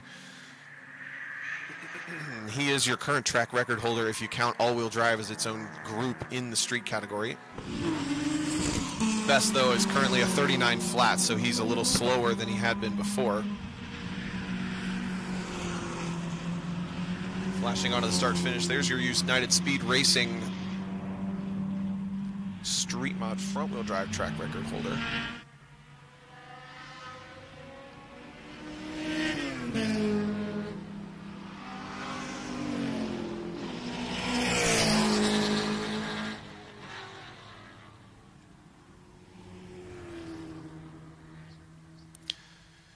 Right there, checkered flag is out for Heat 3 Group B. And that leaves one more, going to be Group C. And then we're back to GLTC Race 2 to round out the day. So 2 more hot sessions to go as we wrap up the action here from Group B. Things winding down. I just stepped outside real quick, and it is cooling down rather rapidly. You were just outside too, do you agree? You can nod. You don't need to turn your mic on. Yeah, it's cooling down for sure. So things changing quick here probably at Mid-Ohio. 10 degrees difference in the last hour. It's quick. Yeah, the sun is gone. I think that's versus probably 2 hours ago, that was 10 degrees higher than 2 hours ago. Certainly. So we're dropping a little bit. I'm waiting on GLTC run group orders here for a final event of the night. I'm going to pull up my my phone here and see what we're looking like for the weather tomorrow. There's been some talk of that nasty R stuff. Looking like maybe the chance starts in the late afternoon, mid to late afternoon, and a lot of these time attack sessions are going to go off early with the HPDE sessions heavy weighted towards the second half of the day. So we may see more dry running tomorrow. If it gets warm, we might see all red times in the upper left of your screen there, but it's still unlimited. The only one that has not been reset. Every other track record has been set today in session number 2. Checkered flag on the last couple cars. There's that V 4-cylinder turbo Camaro I was talking about a little earlier. Very cool car, that 4-cylinder Camaro. Be a V8 now that I heard it go by itself. No, there's 4-cylinder Mustang. That's what I'm thinking of. There is a 4-cylinder EcoBoost Mustang out there. Yep. I believe running around more in advance. So here's Fiona Liu in the Pikachu S2000 taking the checkered. That might be our last car on track. I believe it is. I hear Jackie Ding might have actually contacted the wall out there in the keyhole. So gotcha. He had pulled off into the cutaway, the short course, to stay in a safe location. So I believe safety is going to have to go out and grab him. Yeah, just heard here he is still parked in the keyhole. Yep. What we got? Get that branding in. And I got a quick get. There he is. So he's underway. He's under power. So if he did not impact the wall, it looks like it's minor. And we've seen Jackie Ding come back from a lot wilder and rowdier situations in events past. So good to see him preserve the session, though, for his competitors. That's quality driving there. Shows some experience and also a little bit of luck sometimes. So get the run groups out here for GLTC. And then we are on to final time attack of the day. through a couple drivers who I can quickly look at and tell you have improved. Chin-Chi Chang in the United Speed Racing Civic Type R took another 0.8 out of his FCP Euro Street Mod front-wheel drive record. We say we don't count the driveline records results, but we still keep track of them. So Chin-Chi Chang moving into almost the 38s territory there. Eventually, everyone's going to identify when I start talking slow like this. It's because I got my head in numbers and I didn't graduate college. That makes two of us, Tom. Yeah. That makes two of us. Got to take my shoes off to count these lap times. Yeah, you don't have enough toes and fingers on these things. And we are just about ready to see Time Attack Group C come out. We're doing too many things here, Tom. What we got? We are. We got Someone asked who hit 36s in street. 36 was Austin Hurdle. Danny Hagford asked that. Very solid drive by Austin Hurdle. Hurdle. 370Z. Largely a stock Z, too. Largely he stock. Went out, actually, just now. I know he ran a 37. Just now? No, I mean previous session. No, he ran a 36.5. Just now, huh? Earlier today. But Okay. he did not go out for session. Well, he did in Group A. I'm sorry. I don't know how you keep all these things straight, Tom. It's just tough. Someone asked if I'm driving at events this year. Yes, I'm driving in IMSA. Yeah, how's that going Honda for you? Civic Type R in the TCR category. So how cool are those? Because you're like The yanking TCR on cars? sequential levers and doing Not even awesome that. They're things. sequential paddles. It is a Look full-on at you. race car in a way that it just blows my mind. The sum of the parts to get the speed that those cars can do doesn't make sense to me. Is that using parts of a Civic Type R tub? Yes. Okay, that's what I thought. But built in Italy by JAS. by Yaz. Yeah. Yaz Yaz? Motorsports. I thought it was Yaz. JAS. Yaz. Nobody knows. I don't know anything. They all say it different in the paddock too, but the Italians say Yes. Yaz. And so they're 290 to 300 horsepower Right. front-wheel drive touring cars on 265 and slicks. it's a nationally worldwide BOP class. Yes, with very light aero. So if you want to boil down what the parts are to what we're watching here, it's probably closest modification-wise to a street mod car on slicks. On slicks, yeah. And at this track here, we'll run 27s, 28s. Pretty impressive. On a flyer lap. Pretty impressive. To put that into perspective, that's right around unlimited cars with 800 horsepower. Yep. So these little front-wheel drive touring cars, they're just way faster than they have any business being. What's They're the so race fun to weight drive. on something like that? 1,300 kilos, so I think it's about 2,800 pounds. Okay. With me out of it, so closer to 3,000 pounds at race weight. Now, They're not that light, but again, you're doing something that you haven't done so much in pro racing, where basically your IMSA class is shorter enduros and you co-drive. Yes. And your co-driver, Shelby Blackstock, correct? Yeah. Is he your co-driver the entire season?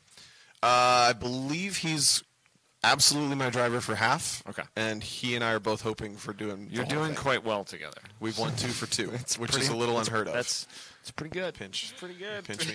It's still surreal. So Yeah. So yeah, if we're talking way over your head, the series I race in is IMSA Michelin Pilot Challenge. We race January to October, so 10 races over 10 months. We race here, actually, at Mid-Ohio Sports Car Course, May 3rd and 4th. Pretty soon. So you can get tickets and come watch me race. Come say hey and tell me that my announcing online sucked, but you came to watch me race anyway. Yeah, you're not brand new to announcing. You did a little bit with us a few years ago, and then you've done some runoffs stuff with SCCA. Yeah. And then I remember saying to Chris, GRIDLIFE founder, "Did you hear Tom announce at the runoffs?" And he was like, "No." And I said, "Well, I think he's better at that than driving."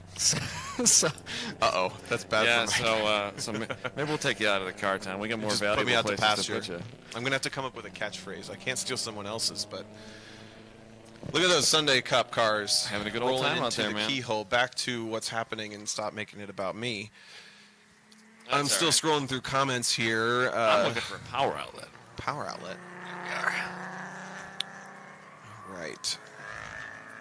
But to answer the question you were actually asking, charging Emo to put a cap on that, I'm hoping to be back with Professional Awesome if they get the Evo out this year. We've talked a lot about doing more of that. Yep. Ran at that Super Lap Battle in Buttonwillow last year, was super close to winning the event, and I think we could have gotten the track record. I just didn't figure it out fast enough, and then the car they have broke. a spot, so if they can use it at Midwest Festival. Yeah, hoping to get back in that thing, but I'm getting a kick out of driving the mic. Let's see. Anybody else? Someone commented on the wetness of your palms. Oh, that's got to be an interesting comment. It was a while back. I'm seeing a bunch of Slip Angle podcast fans in there, so appreciate you guys listening and watching. Scrolling back, Marcos Milonas back in Arizona. I almost said Austin, Arizona. Gave a shout out to Sally McNulty doing a fast time in Sunday Cup. I'm trying to find it though. Sally's driving like a drastically underprepared Sunday Cup. So the story behind the GRIDLIFE B-Spec Fit. He's either telling her to do it or she did it, and I'm trying to figure out which. Well, that car was basically built in one night at West Michigan Honda Meet 17, I think, by a bunch of inebriated people, and then we had to go back and tighten the bolts the next day. And I think we definitely found a couple we did not have tightened by all of our mechanics in the tech shed at West Michigan Honda Meet, our original event. But sort of a community building effort, like, hey, let's build a spec fit together. And it was a good time. We had probably 50 people in and out of the tech shed that night. Sure.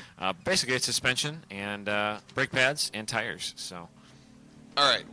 Confirmed. Sally McNulty, P2 right now in Sunday Cup at a 153.9. Matt Williams was a 152.6, so 1.5 seconds back of the current track record holder and current leader for Miss Salty, Sally McNulty. Flying up from Arizona. She got in, by the way, I knew this story and I just completely forgot until now. She's staying with us at our Airbnb. Right. Her crew chief is my crew chief from the past, Renee. # Renee is rad. That's right, she is. And Sally got in at 3:30 this morning after flight delays. She worked all day yesterday. That girl works her butt off and impresses the heck out of me. But she's out here closing in. Never, ever. She got here at 3:30 in the morning? Got here at 3:30 in the morning, came to our Airbnb, and crashed for a couple hours. We had her up at 5:30 to get here by 7 to get to the driver's meeting. Poor girl. And she's out here closing in on track record pace in what's been described as what? Would you say drastically underprepared? It's not really. I mean, it's got a power advantage over the first-gen Fit, but not by much. Maybe a car or two length in a straightaway, but doesn't have enough camber at all. It's got older tires. Doesn't have enough brakes. Now it does have slightly better brakes than it did before, but it up until now it just had stock brakes. They didn't even offer a better pad for at the time. So it's a fun little car though. Yeah, and we just kind of beat on it. It's just been like kind of the fun car, taking a million beginners around the track and having a good life, basically as a track rat. So. Get back to action. You guys have been watching it, but we've been chatting away, looking at each other. We have Group C action on track, and we are looking at car number 424. That's Michael Norman in his Power Stop Street Class STI. Largely stock car, just a few bolt-ons with the Street Class car. That's basically daily driver spec Street Class.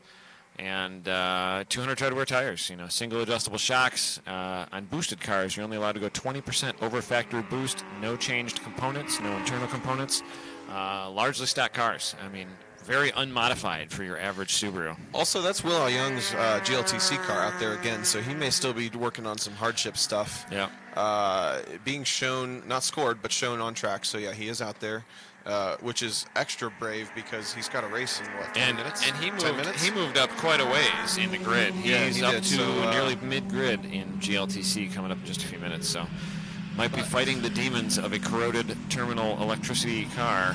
We'll see what he's... looking forward to talking to Will, finding out the story for the day. But he's another one of those guys who didn't get any sleep last night.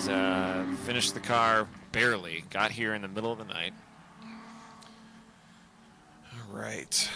Looking back more. So Michael Norman, again, that black STI we're watching. Second car in your frame now is Quick Car on track at a 146.3. Lesser Epps in the Integra next. These guys almost look like GLTC, don't they? They do. Very close. But this is a great way to learn. You look where you're losing tenths, not even seconds, just tenths. If you see someone pull away from you, try something you didn't do. You didn't do last lap. Try it. See what happens. And this is where, like you said, the learning curve is really, really shortened. Especially when you're starting running in the time attack. Got an email from a guy when I put out my blast. We got Benjamin Morawski on track in a red Mini Cooper. He's probably up towards the keyhole. I just watched him drive by. He's actually part of FCP Euro. He came out Yes. from Connecticut. So he sent me a picture of the car and let me know the story. He said the race car Mini couldn't be here. I think I've actually met Ben. Ben's ran time attack with us for years. So he said he's getting it fully caged, and yes, it's going to be a that's what it GLTC was. car. Didn't click right away, but he said, yeah, they came from Connecticut. He bought it sight unseen from Seattle and had it shipped from Detroit, or to Detroit last week. They flew to Detroit, did a little bit of prep on it. Now he's on track here, running that car in street as it's a brand new daily driver spec. Yeah, like he basically did nothing to it. Lifting the inside rear wheel there as he he is. drops into trying to beat off the big straightaway. It's basically a more boring version of what he's used to, and daily driver spec. It doesn't look boring to me. I don't know. No, a good time. He's used to a pretty wildly prepped time attack Mini, which now he's transforming into GLTC. Yes. I'm looking forward to seeing his wheel-to-wheel debut if everything goes well at Midwest Festival. And not only Ben out there having a good time in his Mini and street class, but really happy that FCP Euro has stepped up and sponsored the street modified category. So you've heard me kind of throwing in street modifieds with FCP Euro Street Modified naming. That is an official partner now for GRIDLIFE here at TrackBattle events. And you heard me say the Power Stop Street class. Power Stop stepping up and also sponsoring the street class. So by the end of this year, you might see colors and branding on all 6 of those little lists up on your left-right screen. Yeah, the GRIDLIFE partners and sponsors and friends and family are really one of the reasons that we can put down a good show for you guys and gals watching today. It takes a country to build one of these things, and it's partners and sponsors and companies from all over the country and the world that are helping us put this together. It's a lot of work. So it looks like Ben might be slowing down on cooling down this lap, but on the next car in your frame, ooh, just out of frame. Got a white Ford Festiva is going to come into frame. We talked about him at the end of the other session, but here he comes. There he is. All right, It's the graphics coolest. there on the side of that car are factory. It looks like Sharpie because they're weathered, but it's so rad. And that car just leans and rocks. And like you said, he did GRIDLIFE Midwest with us last year as a brand new, total newbie. And has done every event I've done since then. He's done so many track days and been all over the country. And he's actually kind of become a part of a group of Fiesta drivers or Festiva drivers that do track days. Yeah. There's like more than one of these guys. It's so cool. So that's Joseph King, Joe King in his Festiva leaning into the S's. And you'd think like, you put that on the trailer and you tow it in your air-conditioned truck. No, he camps out of this thing and he drives it all across the country. I mean, that is grassroots. This is fun. motorsports. That's where it starts. 100%. That's where it starts. There's Sally McNulty leaving frame right now. She is actually improved on her time, 53.7, so she's picked up 0.2. Again, track record set today is that 52.6, so she's almost within a second of the track record from Matt Williams. I think it'd be fun to watch Sally and Matt trade cars. I think they'd both be up for that. I think they'd have a good time. Matt's given the keys to that car to a lot. Is she of flashing? People. No, I think it's the LED headlights. I believe. Yeah, LED I was headlights. like, dang, she getting racy. Yeah, she doesn't know she's not in a TC got America that push race. to pass button. And All right, so she's running down the Festiva here, coming around. That's the dark blue Fit now in frame. And then a couple cars behind her, that blue Fit in the carousel now back of frame. That's Matt Williams, track record holder. Sally just picking up some time. clean entrance onto the front straightaway here by Matt Williams. And again, I said it early today. I don't remember because we've been on for a while if it was earlier in this stream or the first one, but nothing teaches, it was you were here, earlier in this stream, nothing teaches you to drive and minimize mistakes more than one of these Honda Fits or something like the Festiva. 80 horsepower car like the Festiva. A car like that just doesn't recover when you make a mistake. You are completely shot in the foot. And if you can learn to minimize mistakes and maximize the speed a car like this has to offer. Late turn in there, Matt entering the keyhole there. All the way on, all the way out, over that rough patch, onto track left on the yellows. hits the yellows, and he's wide open throttle. He was probably wide open throttle about halfway through that turn. For sure. But, again, another thing these cars teach you, these cars all have open diffs. They're tall, they're heavy, and they roll. Nothing teaches throttle management like a really crappy, tall, heavy, front-wheel drive open diff car. Yep. You think a Viper or Corvette will teach you throttle control. This Not is like it's a different style. You have to be super finessed. You see him pitching it in there. Little slides like that actually lose you time in cars like this. He drove this car also from Tennessee. He's Mr. Killboy, right? He's one of them. Yeah, he's shot for years with Killboy up on the mountain at the Tail of the Dragon. I forgot. She's handed me this forever ago. That's Luke McGrew driving that car. Oh, Luke's in there. Yeah. Luke is now experiencing drastically less horsepower than he's used to. How's he doing time-wise? I'm looking. There he is. He's getting skirted. 154.4. He's at a 154.4, so Sally up in front of him at 53.7. Yeah, and she's going to stay in front of him at that pace until she comes in to be our pace car driver again. Maybe we give pace car duties to Matt Williams tomorrow. I was going to say illegal pace car warming tires. I think we need to get the Festiva as a pace car tomorrow. That would be a good pace car. Make it happen. That'd be a good pace car. I know a guy. Like we said, we'll see if we can do it. We are starting to populate the grid for GLTC, so we're kind of winding down the action here for Time Attack Group C. Control looking like he might start to move towards that checkered flag, but GLTC starting to populate the grid again. They've only had about 45 minutes after weighing and everything else coming down to the grid. A quick turnaround, and again, one of the best races I've seen in a while at the front, and it was a little bit of a chess match for a while. It wasn't necessarily the full beaten banging NASCAR kind of racing that some people like to watch, but it was a fascinating chess match between two similar-ish but very different cars that ended with 2 full laps of side-by-side action, and that's going to be live in about 5 minutes. So if you are watching this and you think you might have to pee or you might need a drink or something else, we are closing in on the green flag for GLTC to round out the day. That's going to be 5:30 p.m. Eastern Time here at GridLife, grid.life/live.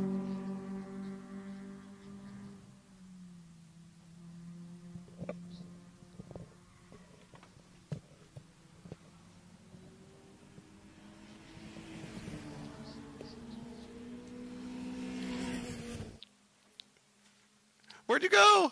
No, I'm kidding. All right, so we are, again, winding down. I'm watching Control to see when he grabs the checkered. There he's going. We had a sheet with GridLife Race 1 results, so I can start to run down the grid potentially.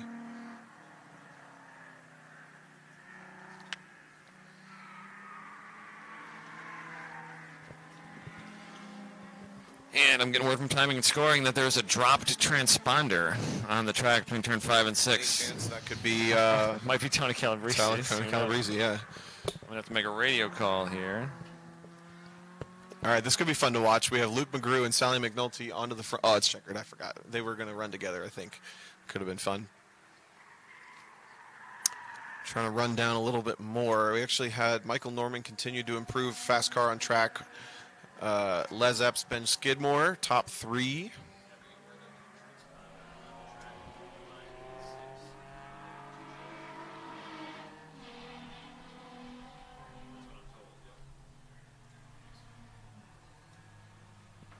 Cars starting to come into the pit lane.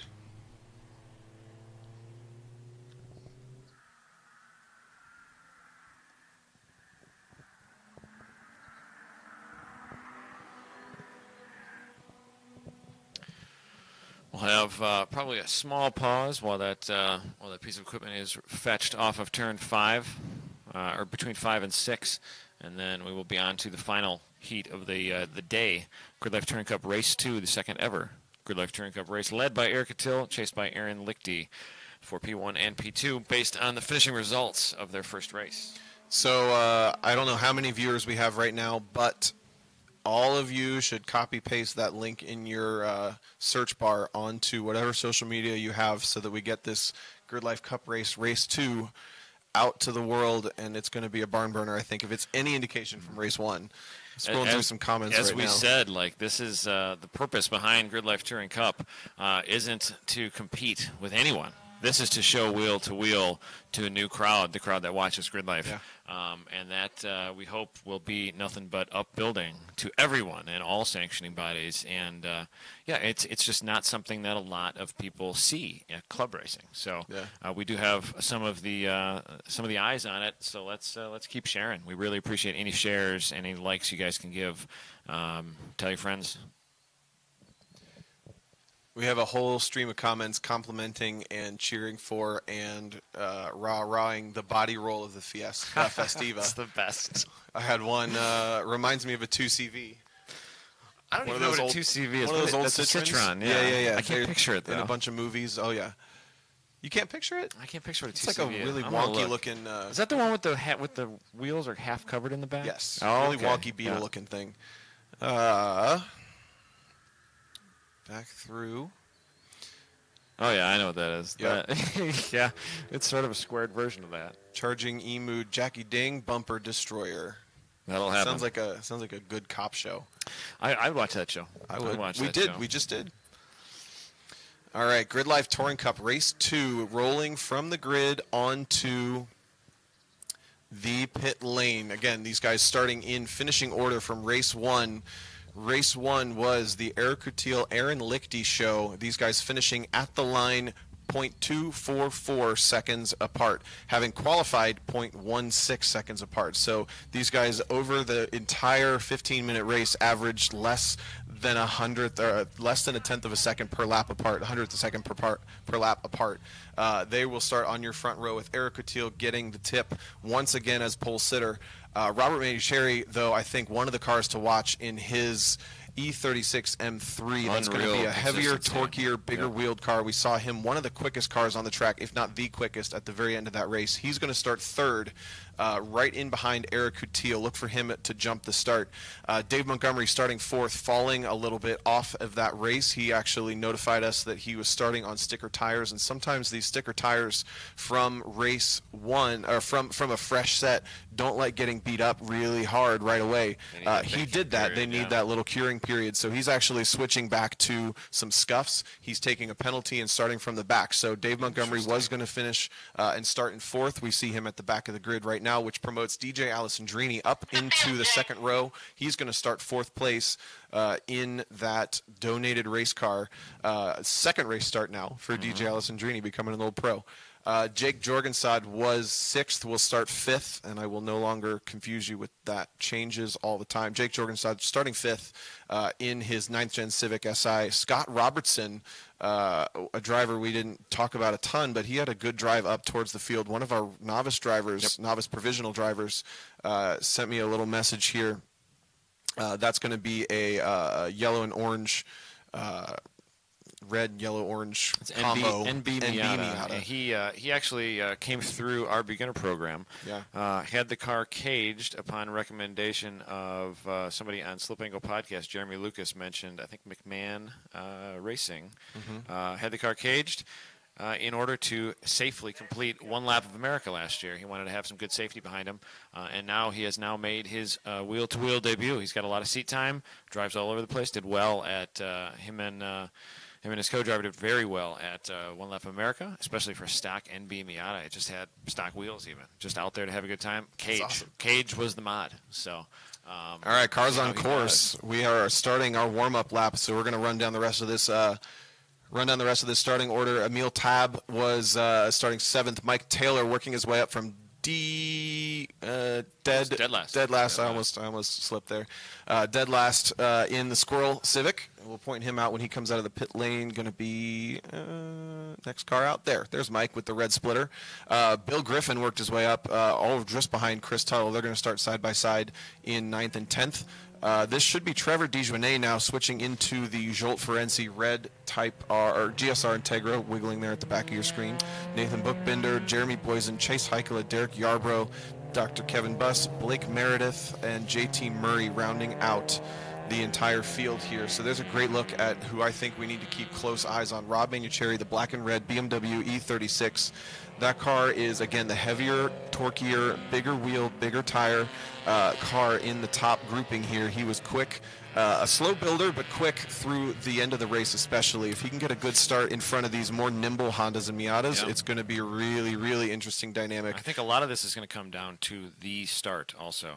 The run down that back straightaway, that big downhill straightaway following the start going down into China Beach. That is, I mean, it's downhill, and then there's that really, really, really tricky braking zone. Luckily, we've got good heat in these tires. The track is hot from time attack, but we just saw that time attack did not go a lot faster. No, the track is drop. Drastically different from when the sun was out just an hour ago and these guys were on track. We've got about 16 minutes. Who knows what can happen in the next 16 minutes here. In about 30 seconds, 40 seconds, we will see the pace car pull in after she rounds the carousel off to the left, and then it'll be in the hands of Eric Catil and Aaron Lichty for the start. It's their responsibility to get a good field bunched up behind them, and then Gary Cummings. He is heavily experienced in the race control world. We have recruited Gary because we think Gary is fascinating, and he is in control of the start up on the stand there on the big back straightaway. Yep. So, again, reminder, this is a 5-race championship over the weekend, 5 races in one weekend. These guys scoring points per and getting their way, each race scoring points and getting scored into the total championship. So consistency is key. We can't have any mistakes. We can't have any contact. You want to be scoring points consistently. Even if you can't win that race, it's better to finish second and score than not finish at all. So the pace car is in. Sally McNulty pulls the Spec Fit onto the pit lane. Field under control of Eric Catil in the 92 Civic EG hatch. They're going to come out of turn 1 and start to pair up. Aaron Lichty on what will be the outside. Eric Catil, screen left, will have the inside line. They tame down the left to right of the tire warming, and they start to form up very cleanly as they enter the keyhole here on the second straightaway of Mid-Ohio between turn 1 and the keyhole. Off to our left in view there is the start stand. After they round the keyhole, they'll all be staring at that flag as it's ready to be pulled out. If Gary likes the field, Gary will tell the starter to wave that flag. And they bunch up nice and tight. Jake Jorenstad following Robert, following Eric Catil, and it's all up to the leaders here. Once they see that flag, it's bunched up. There we go. I think we're green. Green flag is in the air. Green flag out. Green flag Eric out. Catil, another great start, but look at Rob Mangieri. I think he's already alongside and potentially clearing Aaron Lichty. Aaron Lichty in the Miata dropping back. Slowed up his whole lane. DJ Alessandrini dropping back too, so it's going to be Jake Jorgenstad potentially challenging for a top 3. Aaron Lichty deep on the brakes, holds it into the second spot, but a great start for Rob Mangieri and Jake Jorgensen, the big mover. Mike Taylor also a big mover. DJ Alessandrini is the loser out of that start, down to 6th. Look at him streaming through single file earlier than last time, looking similar at the top, but we have Rob Mangieri in a really good catbird seat to attack early this time. There's Dave Montgomery streaming through, took that penalty to not use his same tires, and he'll be coming through the field, I'm sure. Streaming up through Thunder Valley, spreading out just a little bit in the top 3. We know the Civic, again, fast at the start, falls off maybe a little towards the end. The Miata quick, consistently through the race, and the BMW a late charger potentially. Oh, look at this. I think Catil might have made a mistake because Aaron Lichty's up under his bumper. Real clean line through the top 10 here into the carousel onto the front straightaway as they cross start finish, entering turn 1, the blind left-hander under the bridge. We will know in just a moment as we see them pop out on the stream. We're still looking like Catil and Lichty, the same story we saw all last race, followed by Robert Mangieri. That is, they're spreading wide though here. Yeah, Catil feeling the pressure. He's defending inside, but look at this. This is what we saw the last 2 laps of race 1. It's already happening on lap 2. Lichty around the outside. P1. Lichty's almost got him completely covered. I think Lichty might have the best chance he's had of both races now to take the lead. He's fully in front. 4 lead changes in 1 turn right there. There it is. Rob Mangieri is waiting for these two to hold each other up and capitalize, but Lichty's going to lead into turn 4 completely with no overlap until the braking zone. Catil attacks the outside. That's not going to work. Lichty closes the door into turn 5. Robert right there on top of Catil also. Mangieri wide though. I'm curious the difference here with Catil trailing. I wonder if this race will change. This is something we did not see very much of last race. No, this is a totally new dynamic. Catil has not been not controlling the field yet until now. But we see that car again from race 1, quick off the corner, and then the cornering, mid-corner and braking is where the Miata is strong. Look at Coutil closing the gap up under every straightaway. He's going to want to take that lead back and control the pace really quickly. This is Aaron Lichty's game right now, and it's going to demand perfection as he enters the keyhole. We see him off to our left. He's going to hit the bump, and he is about 3 or 4 car lengths right there in front of Coutil. Coutil a little bit more inside entering the keyhole, and a little bit more inside entering the final turn before the front straightaway. The Civic of Coutil is looking different from race 1. It looks a lot tighter. He's got the car not quite as underneath him. He's using more track. I think maybe the track conditions changing is benefiting the Miata. Oh, it's Rob Manicherry 4 off wide through turn 1. He's going to save it, but it's bumpy out there. Good save. Keeps it clean. And look at Jake Jorgensen going to try to come back at him. Maybe a challenge for third, but Aaron Lichty fully controlling this race, and I think Eric Coutil may not be very happy with that car right now based on the steering inputs he's doing and based on the lines he's taking.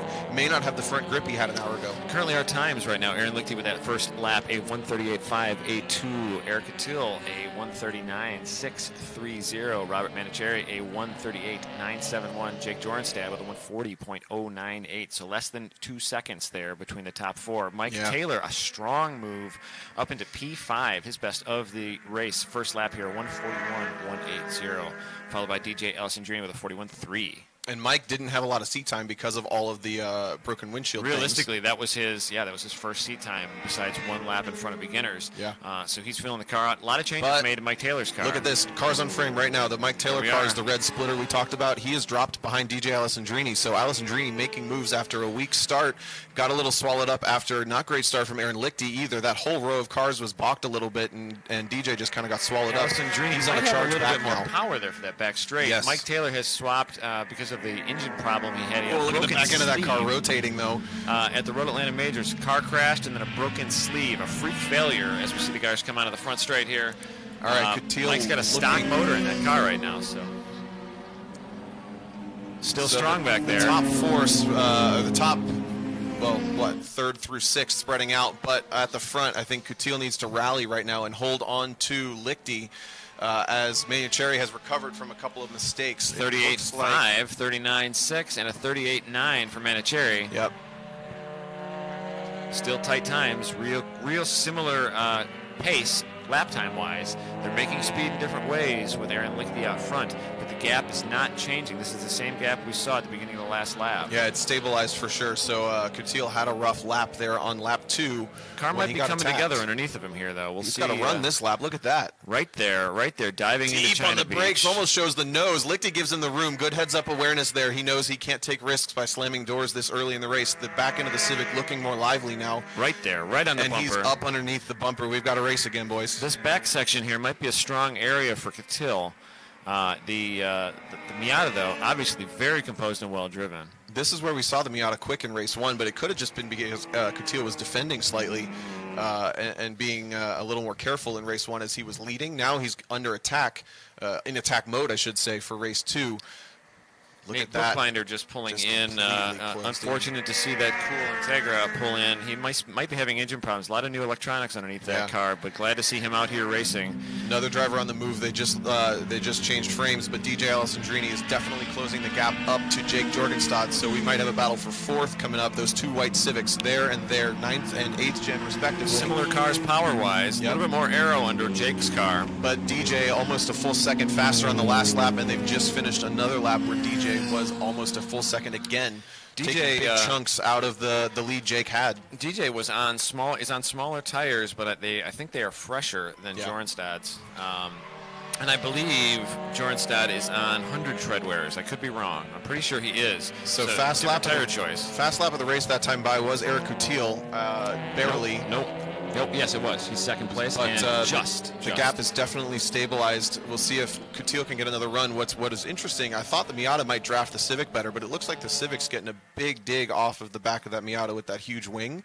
I think you might see Eric actually be able to make some moves where he was able to outrun Lichty. You see Lichty using a lot more track, using momentum. Coutil takes much tighter, cleaner lines, and that might be why Coutil gets off the corner so quickly in the Civic.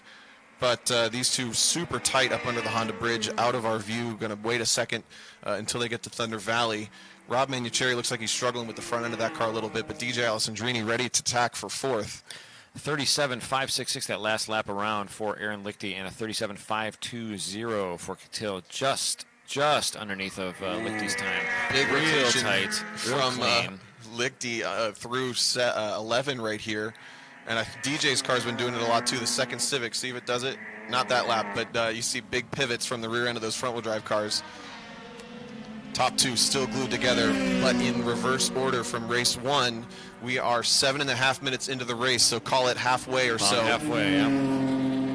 Battle for fourth, still great right there. Two Civics, and then Mike Taylor dropping off just a little bit after a strong start, but he started ninth, still running sixth. It's going to be a good points pickup in the championship of the weekend. Further down the field here, Chris Tuttle in the Corvette with a 41.808, chasing Mike Taylor. Mike Taylor's new best, a 39.8. Emil Tabb in the fresh build in the other winning Formula Miata there, 41.7. And you said that is Trevor Desjardins in the 40 with a 44.171. Look at this. Couture was close, and we see that draft coming into effect. Lichty is actually defending, it looks like. Just a little bit. He's moving. Oh, now he doesn't. Same situation. Once again, Coutil showing the nose. They're side by side, barely up into five. But very closes the door. Very polite rotation from the Civic. Very clean, polite, and aggressive at the same time. Yes. This is really good driving. They're side by side under the Honda bridge. Coutil gets the run. If this is where he was able to hold for the win in race one, if he can lead into Thunder Valley, it's his. He does have a strong showing through this section historically. Still side by side. Just ahead of Lichty is Coutil, but this is a left-right combo here, right-left combo. I think Coutil's going to sweep around the outside. They're going to maintain that into the carousel, and now it's Coutil's advantage. We see him They're still side by side in front of us. And Lichty out-braking, but he's on the outside left there. Coutil tight inside. Side by side onto the front straight. But Coutil with the jump off the carousel will lead into turn one. Lichty's going to have to dive into turn one, unfortunately out of our view, but we're going to see who leads into the second straightaway. I think it's going to be Coutil back to the lead in the Civic. Yes, but still side by side. Same story here. As they approach the keyhole here, they are basically side by side. It looks like Coutil is about a half a car length up, but big lockup, a little mistake from Lichty, and he's off. He's into the grass, couldn't get the car stopped, and that's going to be the mistake that potentially gives Eric Coutil the win this early on. A little bit of pressure taken off of Coutil here. We'll see how Lichty can come back off. Hopefully he can get around that sand trap. Yeah, I don't think he went off into the sand, but he definitely was into the grass just enough. And once you touch that grass with these hot, slick tires, you're going to be along for a ride just a little bit. And it might be a turn or two before they come back, too. So we'll see in a moment where Lichty is. Maybe 20 car lengths back. There's Lichty, going to have to rally and recover. But this might be insurmountable with how close these guys have been. Oh, I just love the livery on Lichty's car there. What a cool-looking car. And those BBS-style wheels are just so cool. I think his comment was going full rad for GRIDLIFE Cup. It's so rad. It's so rad. All right, looking back, DJ Alessandrini has been able to get by for fourth from Jake Jorgenstad, so he's responded well and recovered from that start. Rob Manucheri in third now has a better rabbit in Aaron Lichty, and again, Manucheri was quickest at the end of the last race, so he might be able to pull up to the back of the Miata. Battle for second. Yes. This might be the thing to watch, or a battle for fourth here with the two newer Civics. Mike Taylor hard charging, slideways a little bit through there. So these guys have to use the same tires through the whole weekend or take the penalty like Dave Montgomery did, and I think at this point, Eric Coutil has to think it's his race to lose, maybe save a little bit of that car, because he's got 3 races tomorrow in a very short period of time. But the quickest car on the track right now, still that lap, was Eric Coutil. Rob Manucheri was close to being as quick, but Aaron Lichty, the difference in time, 5 seconds. We have a really tight top 5 here. We're looking at a 37.0, a 37.1, a 37.9, a 38.2, and a 39.1 for our top 5. That's a really tight, especially for a first race weekend. I am really happy with this. When was the last time you saw a C4 Corvette race a Miata? I've never seen that. Up into the keyhole right now. The second straight of Mid-Ohio. So that's the battle for 7th. Chris Tuttle and Emil Tabb. Their best times less than 2/10 apart from each other. 41.6 for Tuttle and a 41.49 for Emil Tab. And they probably make power drastically differently. Very different. Sub 300 horsepower on the Tuneport injection C4 Corvette. It's a full race car, obviously, with a lot of weight reduction. But he has tiny restrictors on that car to get the horsepower down where the weight is at a manageable level on that car. Very interesting build. Dave Montgomery now pulling in. Yeah, he didn't actually really start the race very aggressively. Kind of hung at the back and might be having some issues. So a lot of work done on that car over the off season. Unfortunate to see that, but I'm sure they'll get it figured out for tomorrow as we see the top three onto the front straight. I'm seeing Lichty creeping up on Catil here, and I still have 3.5 minutes in my mind on this race. You know, again, I kind of alluded to if you're this controlling on the race and it's yours to lose, you can really avoid mistakes and save the car just a little bit. He was 2 seconds slower that lap, but again, if you've only got a little bit of time left, he can not abuse the tires, not abuse the brakes too much, and have something to respond with. 2.582 was the differential there between those two cars, second-wise, as they cross start-finish. Seeing a little bit of lifted inside tire there from Catil's EG Civic. Robert Manicherri still right there with a 37.578. We're 7 laps in here, and he is solid on that heavier car. Yeah, so he was just as quick as Aaron Lichty last lap, so he's not going to be reeling Aaron Lichty in necessarily at that pace. But I think Eric is definitely being liberal with the amount he's backed off to save that car. That got visibly smaller each lap as we look at the Honda bridge here. Eric might be going for a bit of a barn burner last lap, too. He might be putting on a show. We'll have to see. That would be awful. Like I said, he's being awfully liberal with how much he's backing off. We'll see what happens. 2.582 seconds, the differential last lap. We'll know in just a moment what the differential is on this lap after they cross the PPG bridge line, and they are coming into our view off to the left in the carousel. I'm quick to give Eric the credit of backing off on purpose, but he may not be having the healthiest car either. That's totally possible. Sounds fine in front of us, but he put in another 1 minute 38 that time. He picked up a second half on that lap, so he's 4.08 picking the pace back up versus a 2.5. Look at that lap from Lichty though, 36.8, really quick, fastest race lap we've seen across the two races. Is the top three all in one frame. 36.8 versus a 38.0 for Catil last lap. Catil's best, a 37.004. 36.894 was Lichty's best lap, and that was last lap.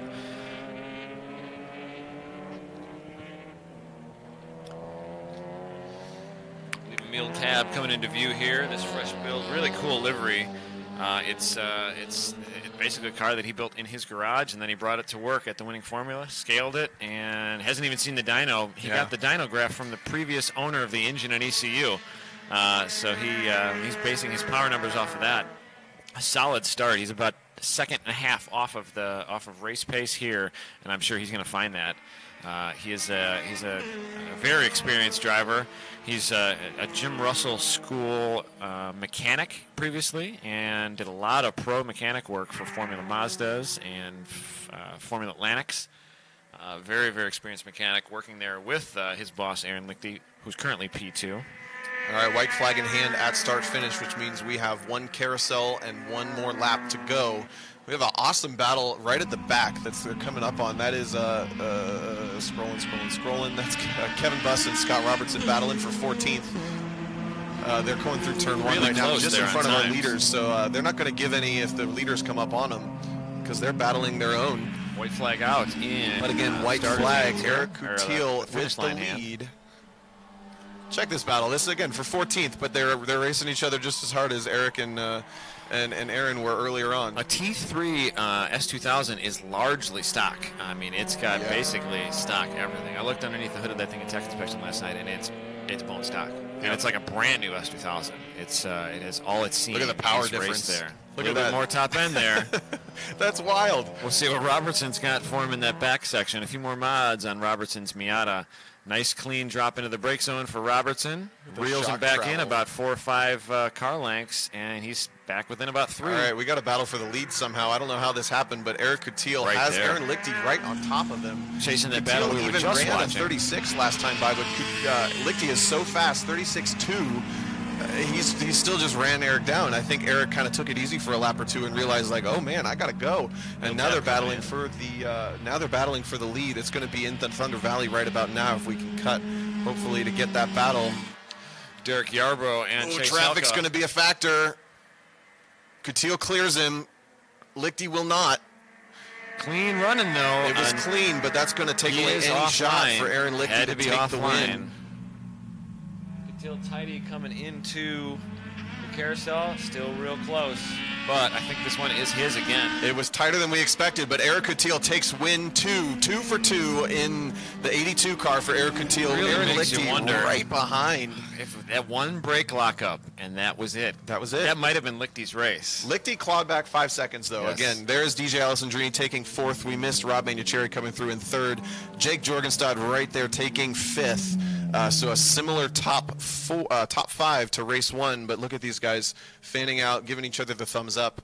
2 awesome races between these 2 cars at the front. Rob Manucheri was there for a moment. He had that off through turn 1, and that took his race away. You see the grill full of grass, and that was a fun cutaway to these 2 such different prepped cars. S2000 Miata battling also for 14th. I love seeing the disparity in car builds and the interesting car builds, and a rookie out there battling it with an S2000 in his Miata there. It's just this is what this class is built for.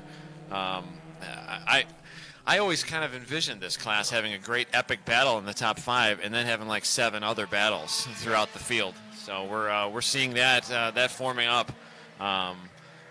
Overall, one of the best days in my history of being the motorsports director of GRIDLIFE. I am really, really pleased with all of our drivers. GLTC, Time Attack.